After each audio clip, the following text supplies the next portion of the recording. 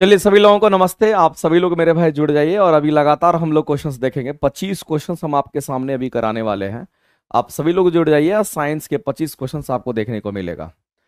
ठीक है, तो चलिए शुरुआत करते हैं और साइंस के 25 क्वेश्चंस को हम लोग लगातार देखेंगे मेरे भाई। तो आज आपका सेशन 2 हो रहा है जिसमें साइंस का हम 25 क्वेश्चंस को आपके सामने कराएंगे। कल आपको 25 क्वेश्चन कराए थे, आज भी आपका 25 क्वेश्चंस कराना है मेरे भाई। अगर हम बात करते हैं कि ये वाला क्वेश्चंस की अगर हम बात करते हैं ये वाला क्वेश्चंस आपको कहाँ मिलेगा, तो प्लेटफॉर्म बाय नवीन कुमार सिंह टेलीग्राम चैनल है, वहां पर आपको जाकर के देखिएगा तो आपको क्वेश्चंस मेरे भाई मिल जाएगा। वहां से आप क्वेश्चंस को डाउनलोड कर सकते हैं, क्वेश्चन निकाल भी सकते हैं और उसी का डिस्कशन आपके सामने यहाँ पर होना है। तो अगर हम बात करते हैं ये जो क्वेश्चंस आपके सामने में दिख रहा है मेरे भाई, जिसके बारे में हम लोग बात करने वाले हैं, तो शुरुआत करते हैं हम लोग पहले क्वेश्चन से। पहला क्वेश्चन हमारा क्या कहता है देखते हैं।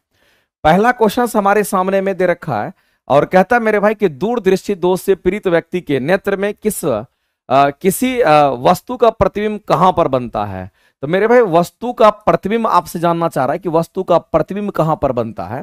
तो आपको दृष्टि दोष के बारे में पता होगा मेरे भाई, और याद रखिएगा दृष्टि दोष से हमेशा से क्वेश्चन रहता है, इसलिए क्वेश्चन अगर आएगा तो बस यही पूछेगा आपसे।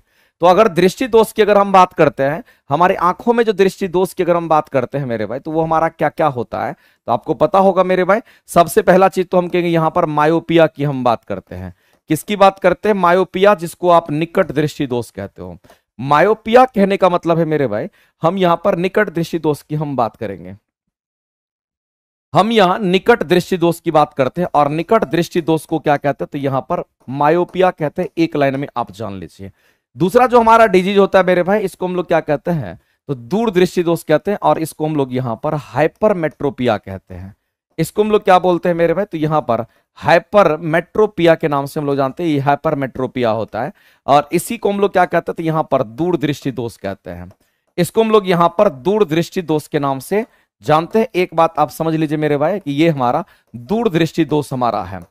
अब मामला क्या है मेरे भाई कि निकट दृष्टि दोष की अगर हम बात करते हैं तो आपको ध्यान रखना है कि निकट दृष्टि दोष के लिए निकट की वस्तु दिखती है, दूर की नहीं दिखती। आपको उल्टा लगेगा, लेकिन आपको समझना पड़ेगा मेरे। देखो अभी टेलीग्राम चैनल आपको पिन किया गया है, जिसको भी पीडीएफ नहीं मिल रहा है टेलीग्राम चैनल आपको पिन कर दिया गया है, लिंक देख लीजिए, उस पर क्लिक कीजिएगा तो अपने आप टेलीग्राम सेक्शन पे पहुंच जाइएगा और वहां से आप क्वेश्चंस के पीडीएफ को आप निकाल सकते हैं। मैथ का भी और साइंस का भी और फिर आपके रीजनिंग के भी पीडीएफ आपको मिल जाएंगे। तो मेरे भाई जब दृष्टि दोष की हम बात करते हैं तो हमारा कम से कम ये पता होना चाहिए। दो की बात हम पहले कर लेते हैं। तो निकट दृष्टि दोष में क्या होगा मेरे भाई, तो याद रखना शॉर्ट में आपको पता होना चाहिए कि अगर निकट दृष्टि दोष की अगर बात करते हैं तो इसमें नजदीक की वस्तु तो दिखती है, लेकिन मेरे भाई दूर की वस्तु नहीं दिखती है। अब दूसरी बात समझना मेरे भाई कि अगर किसी को मायोपिया की बीमारी अगर होती है, किसी को निकट दृष्टि दोष होता है मेरे भाई, तो रेटिना के आगे इमेज बनता है। किधर इमेज बनेगा तो कहेंगे रेटिना के आगे ही इमेज बन जाता है। किधर मेरे भाई, तो रेटिना के सामने या रेटिना के किधर, तो कहेंगे रेटिना के आगे इमेज बनता है। रेटिना के आगे अगर प्रतिबिंब बनता है तब हम कहते हैं रेटिना के आगे प्रतिबिंब बनता है। लेकिन प्रतिबिंब हमारा नॉर्मल आई के लिए प्रतिबिंब कहां बनना चाहिए, हमारा रेटिना पे बनना चाहिए, लेकिन ये रेटिना के आगे बन जाता है प्रतिबिंब, तो हमारा डिजीज ये हो जाएगा। अगर इसी तरीके से हम हाइपरमेट्रोपिया, जिसको दूरदृष्टि दोष कहते हैं मेरे भाई, तो याद रखना इसमें दूर की वस्तु दिखती है, इसमें उल्टा होता है जस्ट उसका, इसमें दूर का दिखेगा और इसमें किसका नहीं दिखेगा मेरे भाई, तो याद रखना इसमें नजदीक की वस्तु आपको नहीं दिखाई देती है। और दूसरी बात ध्यान रखना मेरे भाई, इसमें रेटिना के पीछे इमेज बनता है, इसमें रेटिना के पीछे इमेज बनता है, ये बात आपको ध्यान रखना है। इसमें रेटिना के किधर, तो कहेंगे रेटिना के पीछे इमेज बनता है। यहां पर रेटिना के पीछे प्रतिबिंब का आपको क्या कहेंगे, तो यहां पर रेटिना के पीछे मेरे भाई प्रतिबिंब का निर्माण होता है। तो मेरे भाई प्रतिबिंब अगर रेटिना पर बनेगा तो नॉर्मल आई है। जैसे कि आप यहां पर देखिए कि मान लेते किसी को ये बीमारी है, हाइपरमेट्रोपिया है, तो मेरे भाई रेटिना हमारा ये वाला पोर्शन होता है, इसको रेटिना हम कहते हैं। ये वाला पोर्शन हमारा रेटिना का होता है। अगर रेटिना पर इमेज बनेगा तो हम कहेंगे हमारा आई ठीक है। लेकिन अगर मेरे भाई अगर रेटिना से इमेज हमारा यहां पर बन रहा है, आप देखिए जहां पर प्रकाश एक दूसरे से जाकर के मिलती है और ये दोनों के दोनों अपवर्तित प्रकाश है, ये दोनों के दोनों अपवर्तित प्रकाश है। याद रखना ये लेंस हमारे आंखों में जो लेंस होता है उस लेंस को हम लोग उत्तल लेंस कहते हैं। ये हमारा उत्तल लेंस होता है और उत्तल लेंस पर जैसे ही प्रकाश पड़ती तो प्रकाश को मोड़ता है, एक जगह जमा करता है। अगर मेरे भाई यहां रेटिना पर अगर इमेज बन रहा है, इसको हम लोग रेटिना कहते हैं। अगर हमारे रेटिना पर अगर इमेज बनता है तो हमारा आंख सही है। लेकिन मेरे भाई अगर इमेज हमारा रेटिना पर नहीं बनकर रेटिना पर यहां इमेज अगर हमारा बनता है तो ये रेटिना के पीछे है, क्योंकि रेटिना का अगर हम बात की करते हैं तो ये हमारा रेटिना का पोर्शन होता है। इसको हम लोग क्या कहते हैं, तो ये हमारा रेटिना है और रेटिना के पीछे अगर इमेज बनता है इसको हाइपरमेट्रोपिया कहते हैं। तो हाइपरमेट्रोपिया जिसको दूरदृष्टि दोष कहते हैं मेरे भाई, हमारा प्रतिबिंब कहां पर बनता है, तो याद रखना हमारे रेटिना के पीछे इमेज बनता है। तो क्वेश्चन के आंसर आप कर सकते हैं कि रेटिना के पीछे अगर किसी को इमेज बनता है, याद रखना मेरे भाई, उस स्थिति में हम कहते हैं कि वह दूरदृष्टि दोष से पीड़ित व्यक्ति है। लेकिन मेरे भाई मैं आपको कहना चाहता हूं कि इसका उपचार करने पर क्वेश्चन आता है। अगर किसी को मेरे भाई इसका उपचार कराना है, दूरदृष्टि दोष का उपचार कराना है, तो आप डॉक्टर साहब के पास जाते हैं और आप कहते हैं कि चश्मा लगाना पड़ेगा, यानी कि डॉक्टर साहब क्या करते हैं, आपको चश्मा देते हैं और आपका उपचार हो जाता है और आपको दिखने लगता है। तो एक्चुअली में क्या होगा, अगर आपको दूर दिख रहा है मेरे भाई, तो नजदीक लाने के लिए आपको क्या करना, प्रकाश को और नजदीक लाना पड़ेगा। तो हमारे पास जो लेंस होता है मेरे भाई, एक तो हमारे पास उत्तल लेंस होता है और ये उत्तल लेंस पर जैसे प्रकाश पड़ता है तो प्रकाश को एक जगह नजदीक लाता है। तो ये मेरे भाई प्रकाश को नजदीक लाने वाला है, ये प्रकाश को नजदीक लाता है। और एक लेंस हमारा अवतल लेंस का यहां पर होता है, जैसे इस पर प्रकाश को पड़ेगा प्रकाश को ये फैला देता है। जैसे प्रकाश पड़ेगा तो ये प्रकाश को फैलाता है, इसका मतलब प्रकाश को ये दूर भगाता है, ये प्रकाश को नजदीक लाता है। अब देखिए प्रकाश हमारा प्रतिबिंब यहां पर प्राप्त हो रहा था, अब प्रकाश को नजदीक लाना है, नजदीक लाना है। तो नजदीक लाएंगे तो मेरे भाई उत्तल लेंस का इस्तेमाल करेंगे। इसलिए अगर यहां पर हम यूज करेंगे तो कौन सा, तो कहेंगे उत्तल लेंस, उसको चश्मा में लगाना पड़ेगा तब जाकर के उसका उपचार हो पाएगा। तो आप देख लीजिए मेरे भाई, यहां उत्तल लेंस चश्मा में, यहां पर आगे में उत्तल लेंस फिट कर दिया गया। जो यहां इमेज बन रहा था वो इमेज अब यहां पर बन रहा है, क्योंकि प्रकाश को नजदीक ले आया मेरे भाई। तो प्रकाश को नजदीक लाने के लिए हमारा उत्तल लेंस, प्रकाश को दूर भगाने के लिए हमारा अवतल लेंस। तो हम कहेंगे मेरे भाई अगर इसमें नजदीक लाना था तो इसमें प्रकाश को दूर लेके जाना पड़ेगा, क्योंकि यहां पर दूर की वस्तु नहीं दिखती है। तो इसका अगर उपचार करना होगा मेरे भाई तो जस्ट उसी का जस्ट उल्टा हो जाएगा। तो यहां पर आपको कौन सा लेंस लगाना पड़ेगा, तो कहेंगे यहां पर हमें अवतल लेंस लगा करके हमको ठीक करना पड़ेगा। तो ये बात है मेरे भाई, ऐसे ही क्वेश्चंस आपके एग्जाम में आते हैं और इतने ही तरह के क्वेश्चंस आपके बनते हैं। एक क्वेश्चंस मेरे भाई आपके सामने में आता है और उसको भी आपको ध्यान रखना है। वो क्वेश्चंस क्या है, क्वेश्चन पूछता है प्रेस बायोपिया, जिसको हम लोग कहते हैं कि ना तो नजदीक दिखेगा ना तो दूर दिखेगा। वो एक्चुअली में बढ़ते उम्र के साथ होता है, जैसे जैसे आपका एज बढ़ेगा और आपका उम्र बढ़ेगा मेरे, तब जाकर के वो चीज यहां पर निकल करके आती है। तो आपको एक चीज ध्यान रखना मेरे भाई, बढ़ते उम्र के साथ आपको ध्यान रखना कि जो डिजीज होता है आंखों के अंदर, जो हमारा दूर दृश्य प्रेस बायोपिया होता है मेरे भाई, वो याद रखना कि ना तो नजदीक दिखेगा ना तो दूर दिखता है। उसके लिए उसका उपचार करने के लिए हम लोग क्या करते हैं, बाइफोकल लेंस लगाते हैं। याद रखना सर, आपकी फाउंडेशन क्लास करनी है मेरे भाई, अगर आपको लगता है कि फाउंडेशन क्लास करना है तो आप आकर के ऑफलाइन क्लास भी कर सकते हैं। साथ ही साथ मेरे भाई अगर आपको ऑनलाइन क्लासेस करनी है तो ऑनलाइन क्लासेस हम अभी लॉन्च किए हैं, जिसमें फिजिक्स, केमिस्ट्री, बायो, 3 तरह की चीजें आपको मिलेगी। फिजिक्स का भी क्लास, केमिस्ट्री का भी क्लास और बायो का भी क्लास। ये ऑनलाइन मोड में मेरे भाई अखंड ज्योति बैच हमारा 26 जुलाई से आ रहा है। तो आप 26 जुलाई से अखंड ज्योति बैच में आप जुड़िए और आपके साइंस मेरे भाई मजबूत होगा। हम आपको साइंस पढ़ाएंगे, 3 महीने के अंदर पूरा का पूरा फिजिक्स, केमिस्ट्री, बायो आपका खत्म करेंगे। पूरा का पूरा ऑनलाइन मोड में वो क्लासेस रहेगा। अगर ऑफलाइन करना चाहते हैं तो ऑफलाइन की क्लासेस भी 26 जुलाई से ही स्टार्ट हो रहा है।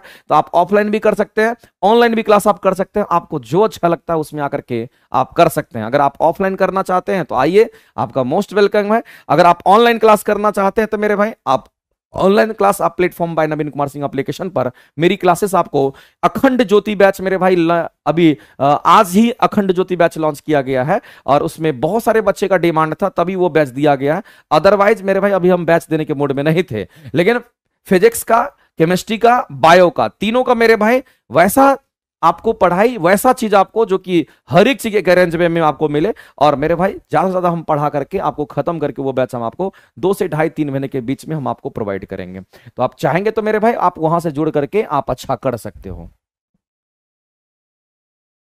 चलिए आगे बढ़ते हैं मेरे भाई, अगला क्वेश्चन हम लोग देखते हैं। हमारे सामने यहां पर दिख रहा होगा मेरे भाई, ये जो क्वेश्चन आपके सामने यहां दिख रहा है क्या कहता है, कह रहा है किस प्रकार के पौधे में तना कमजोर होता है। मेरे भाई जैसे कि आप देखते होंगे, आप खरीदते हैं मेरे भाई, नेनुआ खरीदते हैं, ककड़ी खरीदते हैं, ये सब जो हमारा लत्ती वाला जो पौधा होता है उसके तना कमजोर होते हैं। तो आपको ध्यान रखना मेरे भाई, किस प्रकार के पौधे की अगर बात करते हैं इसमें तना कमजोर होता है मेरे भाई, तो तना किसका कमजोर होगा, जो लत्ती वाले पौधे होते हैं। तो जो लत्ती वाले पौधे होते हैं उसका तना कमजोर होता है। एक लाइन में आप ध्यान रखिएगा। तो मेरे भाई जो लत्ती वाले पौधे होते हैं, कैसा पौधा, तो कहेंगे जो लत्ती वाले यहां पर पौधे होते हैं, जो लत्ती वाले पौधे होते हैं उसके तना कमजोर होता है। इस बात को आप ध्यान रखेंगे।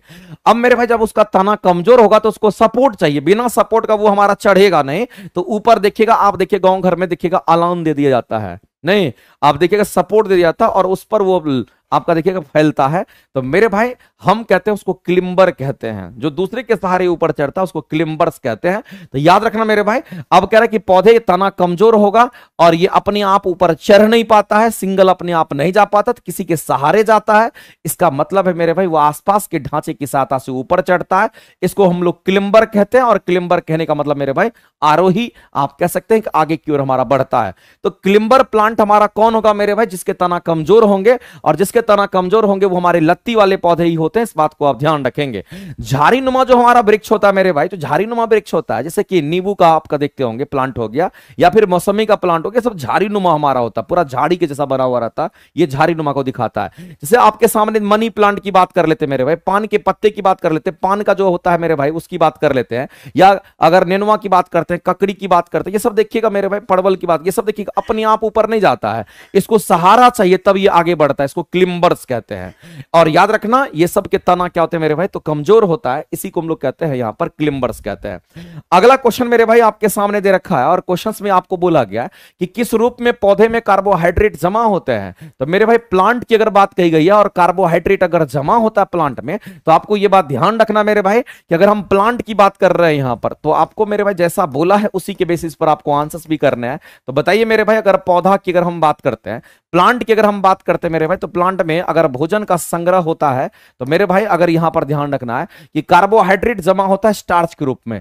तो प्लांट में मेरे भाई जो कार्बोहाइड्रेट की अगर हम बात करते हैं, प्लांट में जो कार्बोहाइड्रेट हमारा जमा होता है, प्लांट में कार्बोहाइड्रेट की अगर हम बात करते हैं, तो प्लांट में कार्बोहाइड्रेट अगर जमा होता है मेरे भाई, तो जमा हमारा किस रूप में होता है? तो याद रखना स्टार्च के रूप में जमा होता है। याद रखना मेरे भाई, एक लाइन में स्टार्च के रूप में ये आपको जमा होता है, स्टार्च के रूप में जमा होता है। एक लाइन में आप जान लीजिए मेरे भाई कि प्लांट में अगर कार्बोहाइड्रेट अगर जमा होता है तो वह किस रूप में जमा होगा मेरे भाई? तो कहेंगे स्टार्च के रूप में जमा होता है। ये कई बार ये क्वेश्चन पूछा गया है, यहां पर कई बार ये क्वेश्चन पूछा गया है। दूसरी बात ध्यान रखना कि प्लांट के अंदर क्या होता है मेरे भाई? तो यहां पर हम कहते हैं वैक्यूल होता है। प्लांट में क्या होता है मेरे भाई? हम कहेंगे यहां पर वैक्यूल होता है, जिसको हम लोग रसधानी कहते हैं। जिसको हम लोग क्या कहेंगे मेरे भाई? तो यहां पर इसको हम लोग रसधानी कहते हैं।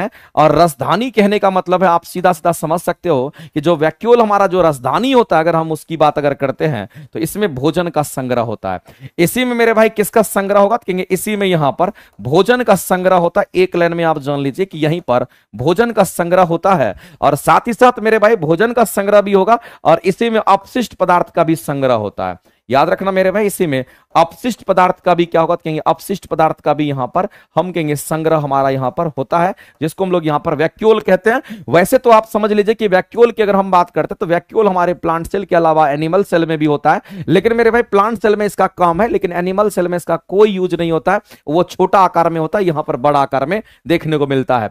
और ये सब क्वेश्चन आपको पूछा जाता है। तो आपको कार्बोहाइड्रेट जो जमा होगा मेरे भाई, प्लांट के अंदर कार्बोहाइड्रेट अगर जमा होगा तो किस रूप में जमा होगा? तो कहेंगे वह स्टार्च के रूप में जमा होगा। ऑप्शन नंबर हमारे बी करेक्ट हो जाएंगे। लेकिन एक बात आपको ध्यान रखना मेरे भाई, ग्लाइकोजन की अगर हम बात करते हैं, तो हमारे शरीर में ग्लाइकोजन, हमारे शरीर में ग्लूकोज, हम लोग बात करते हैं एनिमल्स की बात करते हैं, हम लोगों के शरीर में याद रखना मेरे भाई कि ग्लूकोज का डायरेक्ट स्टोरेज नहीं होता। हमारे शरीर में ग्लूकोज ग्लाइकोजन में परिवर्तित होता, तब हमारे यकृत में जाकर के स्टोर करता है। तो मेरे भाई याद रखना, ये हमारे शरीर में ये स्टोर होता है कहां पर? तो मेरे भाई ये हमारे शरीर के किस भाग में? तो हमारे शरीर के यकृत में। याद रखना हमारे शरीर के किस में? तो कहेंगे यकृत में 95% तो हमारे शरीर के यकृत में जमा होता है, तथा मेरे भाई याद रखना यहां पर 5% हमारे मांसपेशी में भी ये जमा होता है।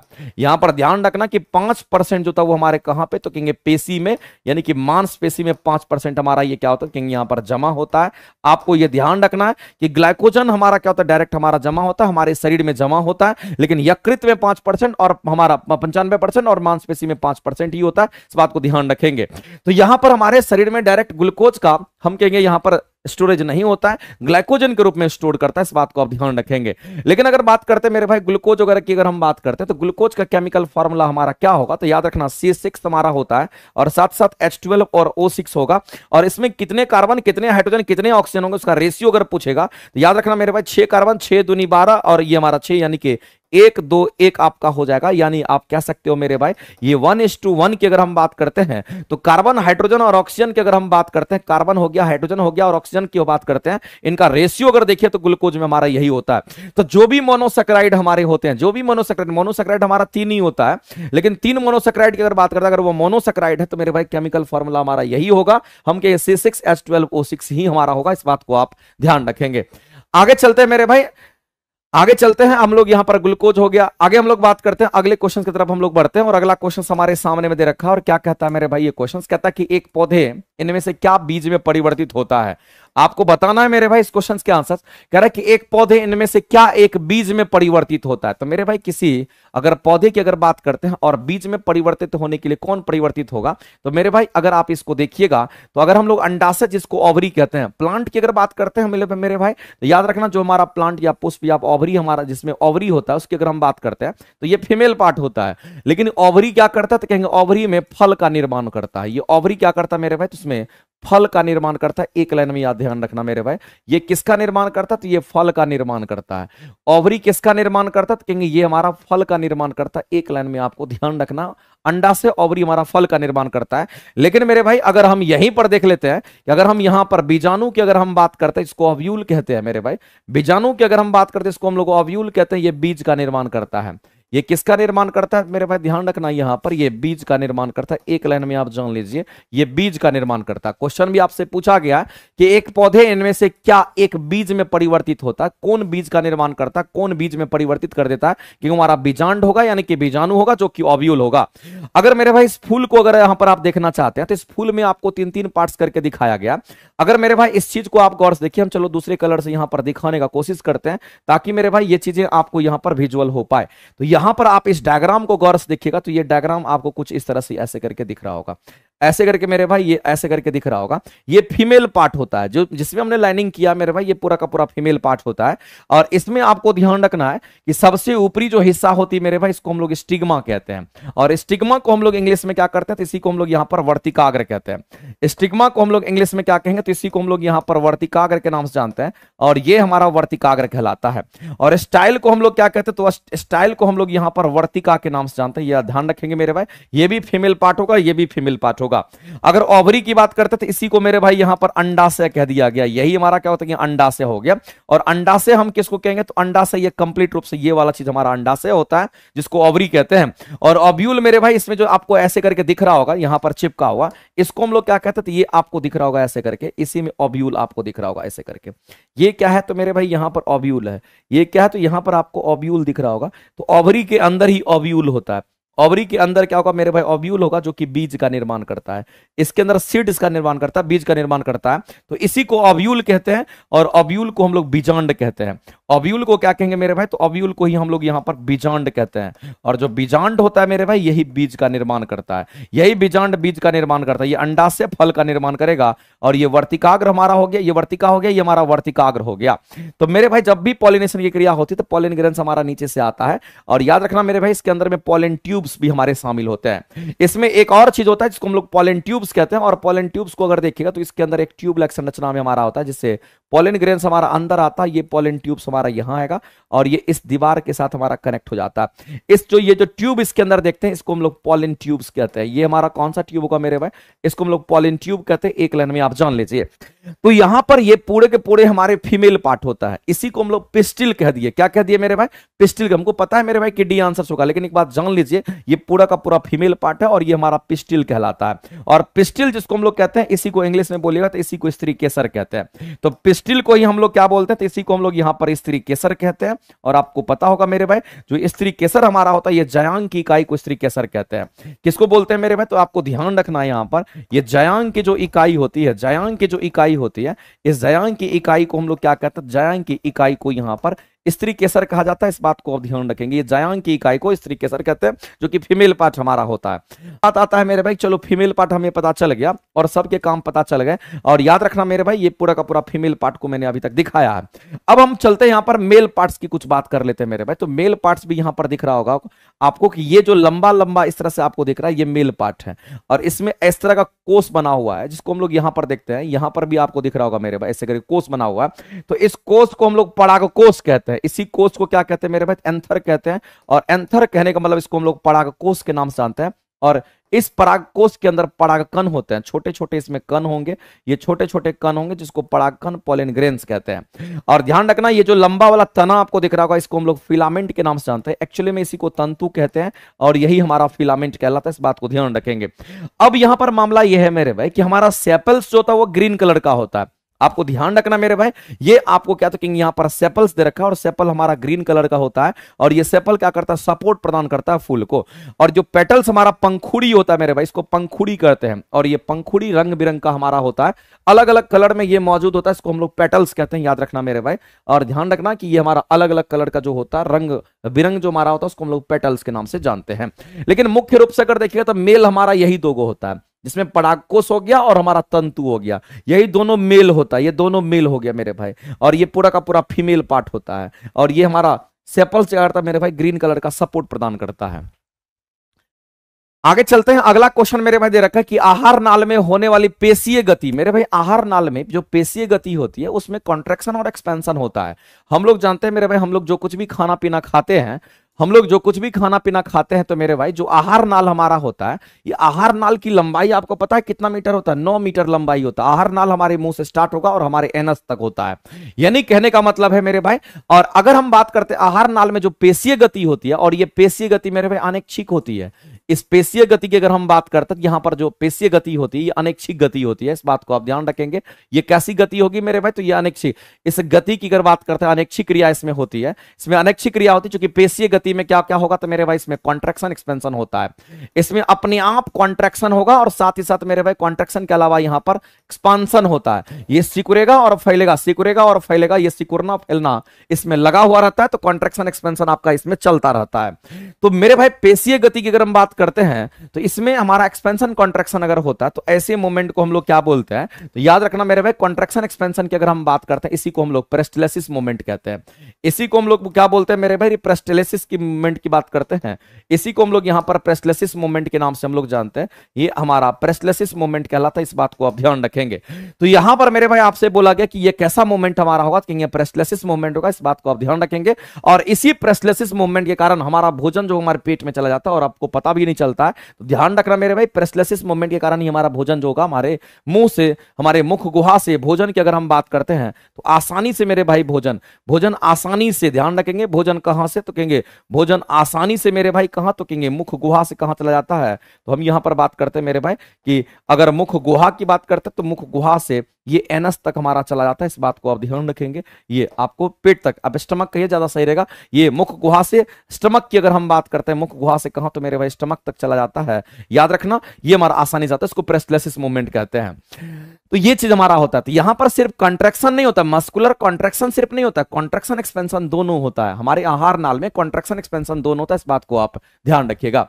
तो मेरे भाई एक चीज आपको ध्यान रखना है। तो ऐसे क्वेश्चन के आंसर क्या करेंगे, तो ऑप्शन नंबर हमारा जाएगा। जैसे कि आप यहां पर देख लीजिए मेरे भाई कि ये पेरिस्टाल्सिस मोमेंट को दिखाया गया है। एक्चुअली में आप देखिएगा कहीं कहीं पर, तो ये ऐसे करके मेरे भाई देखिएगा, अगर इसको हम थोड़ा और डीप में दिखाना चाहते हैं तो आप यहां पर देखिएगा कि यहां पर दब गया, फिर यहां फूल गया, फिर यहां दब गया, फिर यहां फूल गया, फिर दब गया, फिर फूल रहा है। यानी कहने का मतलब मेरे भाई ये दब गया, फिर यहां, फिर फूला, फिर यहां दबा, फिर यहां फूला, फिर यहां दबा, फिर यहां फूला। तो आप देखिए यहां पर कॉन्ट्रैक्शन हो गया, चिपक रहा है एक साथ, कॉन्ट्रैक्शन हो गया, यहां कॉन्ट्रैक्शन हो रहा है, यहां भी कॉन्ट्रैक्शन हो रहा है, तो एक साथ मेरे भाई चिपक रहा है, तो कॉन्ट्रैक्शन हो रहा है। और यहां पर देखिए कि ये एक फैल रहा है, दोनों तरफ से हमारा फैल रहा है। तो जहां जहां मेरे भाई भोजन जाएगा वहां फैलेगा। तो ये कॉन्ट्रैक्शन एक्सपेंशन अगर होते रहता है, तो अगर कुछ भी चीज अगर आप खाना खाते हैं मेरे भाई, और अगर खाना अगर खाएंगे तो इसमें म्यूकस का लेयर भी होता है। कौन सा लेयर होगा, तो मान लेते कि ये हमारा फूड है, इसको हम लोग क्या कहते थे, ये हमारा फूड है, हम क्या करें तो खाना खाते हैं, तो ये फूड हमारे पेट के अंदर आएगा, तो इसी नली से आता है, ये भोजन की नली है। ये कौन सी नली है मेरे भाई, तो कहेंगे ये भोजन की नली है।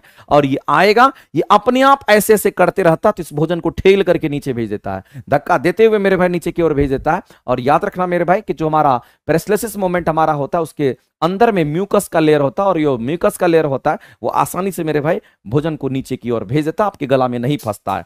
आप देखिएगा मेरे भाई खाना आपके गला में जल्दी नहीं फंसता, आसानी से चला जाता जब आप आराम से खाते हैं तब। तो ऐसी परिस्थिति में ऐसे मोमेंट को कॉन्ट्रैक्शन एक्सपेंशन, फैलना सिकुड़ना जो हमारा होता है, इसी को प्रेसलेसिस मूवमेंट कहते हैं। और ये हमारे आहार नाल में होते रहता है, अपने आप होते रहता है, और ये अनैच्छिक क्रिया है। और अनैच्छिक क्रिया को कंट्रोल कौन करता है मेरे भाई? तो हमारा मेडुला ऑब्लंगाटा करता है। याद रखना, क्वेश्चन पूछता है मेरे भाई, तो इसमें अनैच्छिक क्रिया हमारा होगा, और अनैच्छिक क्रिया को कंट्रोल कौन करता है? तो याद रखना मेरे भाई, ये कंप्लीट रूप से हमारा क्या तो कहेंगे आहार नाल है।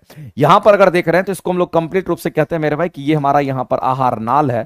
और आहार नाल की अगर हम बात करते हैं, ये जो हमारा आहार नाल है, कंट्रैक्शन एक्सपेंशन जिस आहार नाल में होता है, आपको ध्यान रखना है मेरे भाई कि अगर इस आहार नाल की अगर हम बात करते हैं तो भोजन आसानी से हमारा ऊपर से नीचे आ जाता है, इसमें आपको ध्यान रखना है। और आहार नाल में जो अनैच्छिक क्रिया होती है, इसको कंट्रोल कौन करता है? क्वेश्चन कई बार पूछा गया है। वैसे हमारे शरीर में जो भी अनैच्छिक क्रिया करती है, जैसे कि हमारे शरीर में हमारा हार्ट भी अनैच्छिक क्रिया करता है, तो मेरे भाई जो भी अनैच्छिक क्रिया करता है, उस अनैच्छिक क्रिया को कंट्रोल करने के लिए इसको कंट्रोल कौन करेगा? तो हमारे ब्रेन का पिछला ब्रेन जो हमारा होता है, जिसको पश्च मस्तिष्क कहते हैं, उसी पश्च मस्तिष्क के अंदर हमारा मेडुला ऑब्लंगाटा होता है। क्या होता है मेरे भाई? तो यहीं पर होता है मेडुला। यहीं पर क्या होगा? क्योंकि यहां पर मेडुला की हम बात करते हैं और मेडुला ऑब्लंगाटा की हम बात करते हैं। ये मेरे भाई मेडुला ऑब्लंगाटा की हम बात करते हैं, और यही मेडुला ऑब्लंगाटा क्या करता है? हम कहेंगे इसको कंट्रोल करने का काम करता है अनैच्छिक क्रिया को। तो हमारे बॉडी में जितनी भी अनैच्छिक क्रिया जहां जहां पर होता है, सबको कंट्रोल कौन करेगा? तो कि याद रखना, मेडुला ही करता है, जो कि हमारे ब्रेन के पश्च मस्तिष्क का भाग होता है। इस बात को आप ध्यान रखेंगे। हमने मेरे भाई जितना भी बात आपको बताई है, सभी के सभी मेरे भाई आपके लिए क्वेश्चंस है, और सभी के लिए सभी आपके तरफ से क्वेश्चंस बन करके ये आता है। अब मेरे भाई हाँ बिल्कुल, हार्ट की अगर हम बात करें, हार्ट में प्रेसलेसिस मूवमेंट नहीं होता है, हार्ट में कॉन्ट्रैक्शन एक्सपेंशन। देखिए, प्रेसलेसिस मूवमेंट कहने का मतलब होता है मेरे भाई भोजन जो हमारा आता है, एक्चुअली में हार्ट तो हमारा ऐसे कॉन्ट्रैक्शन एक्सपेंशन हमारा करते रहता है, वो तो ऐसे ही हमारा करते रहता है। तो कॉन्ट्रैक्शन एक्सपेंशन अगर वहां पे होता है तो वहां पर ब्लड का फ्लो होता है, वो हमारा ब्लड का फ्लो कराता है। इस बात को आप ध्यान रखेंगे। तो प्रेसलेसिस मूवमेंट जनरली हमारे कहां पे? तो आहार नाल में ही, उसी मूवमेंट को, आहार नाल के मूवमेंट को प्रेसलेसिस मूवमेंट कहते हैं, जो भोजन को नीचे भेजने का काम करता है, पेट में भेजने का काम करता है। आगे चलते मेरे भाई, ताप की अवधारणा निम्नलिखित में से किसके नियम से ली गई है? तो एक बात आपको समझना है मेरे भाई कि अगर हम लोग तापमान का संबंध अगर कहीं से मिला है, तो वह जीरोथ लॉ से मिला है। याद रखना, उष्मागतिकी का जो शून्यवां नियम होता है, तो वहीं से तापमान का संबंध मिला है। तो मेरे भाई एक बात ध्यान रखना कि इस तापमान का जो संबंध हमें प्राप्त हुआ है, तापमान का जो संबंध प्राप्त हुआ वो कहां से? तो याद रखना मेरे भाई, उष्मागतिकी के शून्यवां नियम से प्राप्त हुआ है। ये किससे? तो याद रखना, उष्मागतिकी की अगर हम बात करते हैं, उष्मागतिकी के शून्यवां नियम से हमें प्राप्त हुआ है। उष्मागतिकी के शून्यवां नियम की अगर हम बात करते हैं, तो इसी उष्मागतिकी के शून्यवां नियम से तापमान का संबंध के बारे में पता चला है, तापमान के गतिकी के बारे में पता चला, तापमान के बारे में पता चला है। तो एक लाइन में आप जान लीजिए, तापमान का संबंध हमारा उष्मागतिकी के शून्यवां नियम से हमें प्राप्त होता है। एक लाइन में आप जान लीजिए। और शून्यवां नियम हमारा क्या कहता है मेरे भाई कि अगर कोई बॉडी हमारे डायरेक्ट कांटेक्ट में है, तो वो एक दूसरे के क्या होगा? तो कहेंगे वहां पर थर्मल इक्विलिब्रियम में होगा, यानी कि दोनों का तापमान समान होगा। जाहिर सी बात है मेरे भाई, अगर मान लेते कि मेरे बॉडी का टेम्परेचर 37 डिग्री है, और ये पेन अगर हमारे हाथ में आ गया ऐसे करके पकड़ लिए, तो मेरे भाई हमारे बॉडी का टेम्परेचर और इसके बॉडी का टेम्परेचर मान लेते ये पहले हमारा 4 डिग्री पर है और ये 37 डिग्री पर हमारा हाथ, इसको पकड़ेंगे तो हमारे बॉडी से इसमें उष्मा तब तक जाएगा जब तक कि दोनों का तापमान बराबर ना हो जाए। इसका मतलब है मेरे भाई, आपको ये ध्यान रखना है कि उष्मागतिकी के जो शून्यवां नियम कहता है, ये क्या कहता है, चलो हम कोशिश करते हैं आपको बताने का, क्योंकि मेरे भाई कई बार ये क्वेश्चंस आपसे पूछ लिया जाता है और डेफिनेशन से ही इसका ये है, तो डेफिनेशंस भी जानना बहुत जरूरी होता है मेरे भाई। और सिंपल सा डेफिनेशन हम आपको देते हैं और इससे आप जरूर मेरे भाई इस चीज को समझ लीजिएगा। इसमें हम क्या करते हैं, तो 3 अलग अलग ब्लॉक की हम बात करते हैं। सबसे पहला ब्लॉक हमारा यहां पर है और इस ब्लॉक को हम कह देते हैं मेरे भाई कि ये हमारा ए ब्लॉक है। और इसी तरीके से मेरे भाई यहां पर हमारा दूसरा ब्लॉक है जिसको हम लोग यहां पर बी ब्लॉक कह दिए, और एक तीसरा ब्लॉक जो आपको दिख रहा है मेरे भाई येलो कलर का, ये तीसरा ब्लॉक आपका यहां पर है। अब यहां पर देखिए कि तीनों का तापमान की अगर बात करते हैं मेरे भाई अलग अलग है, तो हम कहते हैं कि तीनों का तापमान हमारा क्या क्या होगा। तो मेरे भाई इसका टेम्परेचर की अगर हम बात करते हैं, इसका टेम्परेचर हमारा TA है, इसका टेम्परेचर हमारा TB है, क्योंकि ये A ब्लॉक है ये B ब्लॉक है तो TB टेम्परेचर, और इसका क्या टेम्परेचर कहेंगे TC हमारा है। तो मेरे भाई एक बात ध्यान रखना, ये इस बॉडी के डायरेक्ट कॉन्टेक्ट में है, तो हम कहेंगे अगर डायरेक्ट कॉन्टेक्ट में है तो हम डायरेक्ट कहेंगे कि TA बराबर हमारा TB होगा, इसमें कहीं से TA बराबर TC होगा, कोई दिक्कत नहीं है। अगर कोई भी चीज डायरेक्ट कॉन्टेक्ट में होता है तो दोनों का तापमान बराबर होके रहता है मेरे भाई। अगर ये ज्यादा तापमान ये कम तापमान, तो तापमान अपना करते भेजते रहेगा, जब दोनों का तापमान बराबर हो जाएगा तो इसको हम लोग यहां पर थर्मल इक्विलिब्रियम कहते हैं। ये हमारा यहां पर एक समान तापमान पर वो हमारा आ जाएगा। अब मेरे भाई जो TC हमारा बॉडी है ये हमारा B के साथ भी जुड़ा हुआ है, तो यहां पर हम ये भी कह सकते हैं कि यहां पर जो TC हमारा होगा वो TB के बराबर भी होगा, क्योंकि दोनों का तापमान बराबर, क्योंकि डायरेक्ट कॉन्टेक्ट में है। लेकिन A और B हमारा डायरेक्ट कॉन्टेक्ट में नहीं है, लेकिन इस रिलेशन से यह पता चलता है कि टीए बराबर जब टीसी है, टीसी बराबर जब टीए है, तो हम कह सकते हैं मेरे भाई कि टीए बराबर हमारा टीबी भी हो जाएगा। यानी कि जो ए और बी डायरेक्ट कांटेक्ट में नहीं होने के बावजूद भी मेरे भाई उसमें एक संबंध मिला और दोनों का तापमान बराबर हो गया। यही उष्मागतिकी का शून्यवान नियम कहता है। यह बात आपको ध्यान रखना है। तो उष्मागतिकी का शून्यवान नियम यह कहता है कि अगर कोई भी बॉडी डायरेक्ट कांटेक्ट में होता है तो इन दोनों को थर्मल इक्विलिब्रियम में मानेंगे, दोनों का तापमान एक समान होगा।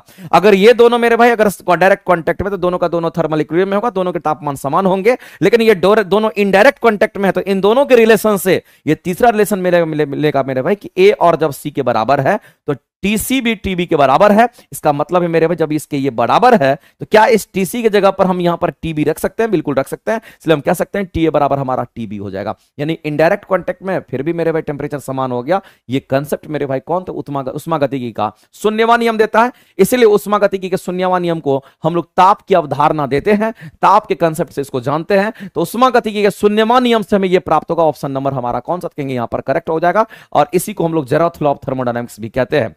अब ध्यान रखना कि उष्मागतिकी के प्रथम नियम की अगर बात करते हैं मेरे भाई, तो उष्मागतिकी के प्रथम नियम से याद रखना इसमें ऊर्जा संरक्षित रहती है।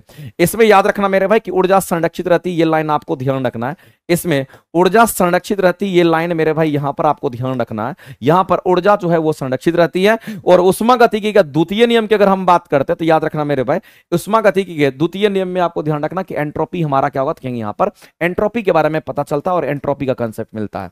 यहां पर मेरे भाई किसका, तो कहेंगे हमारा एंट्रोपी का कंसेप्ट। एक लाइन में आप जान लीजिए यहां पर एंट्रोपी का कंसेप्ट मिलता है। ये लाइन ध्यान रखना है। और स्टीफन्स बोल्ट्जमैन लॉ की अगर बात करते हैं मेरे भाई, से रेडिएशन का कंसेप्ट मिलता है। मेरे भाई स्टीफन्स बोल्ट्जमैन लॉ अगर हम लोग पढ़ते हैं तो याद रखना ये रेडिएशंस की अगर हम बात करते हैं, ये इन्होंने रेडिएशन का कंसेप्ट दिया था मेरे भाई। तो स्टीफन बोल्ट्जमैन किसका कंसेप्ट दिया? तो विकिरण का कंसेप्ट दिया था। यहां पर रेडिएशन का जो कंसेप्ट दिया गया था वो इन्हीं के द्वारा दिया गया। स्टीफन्स बोल्ट्जमैन लॉ के नाम से हम लोग इसको जानते हैं।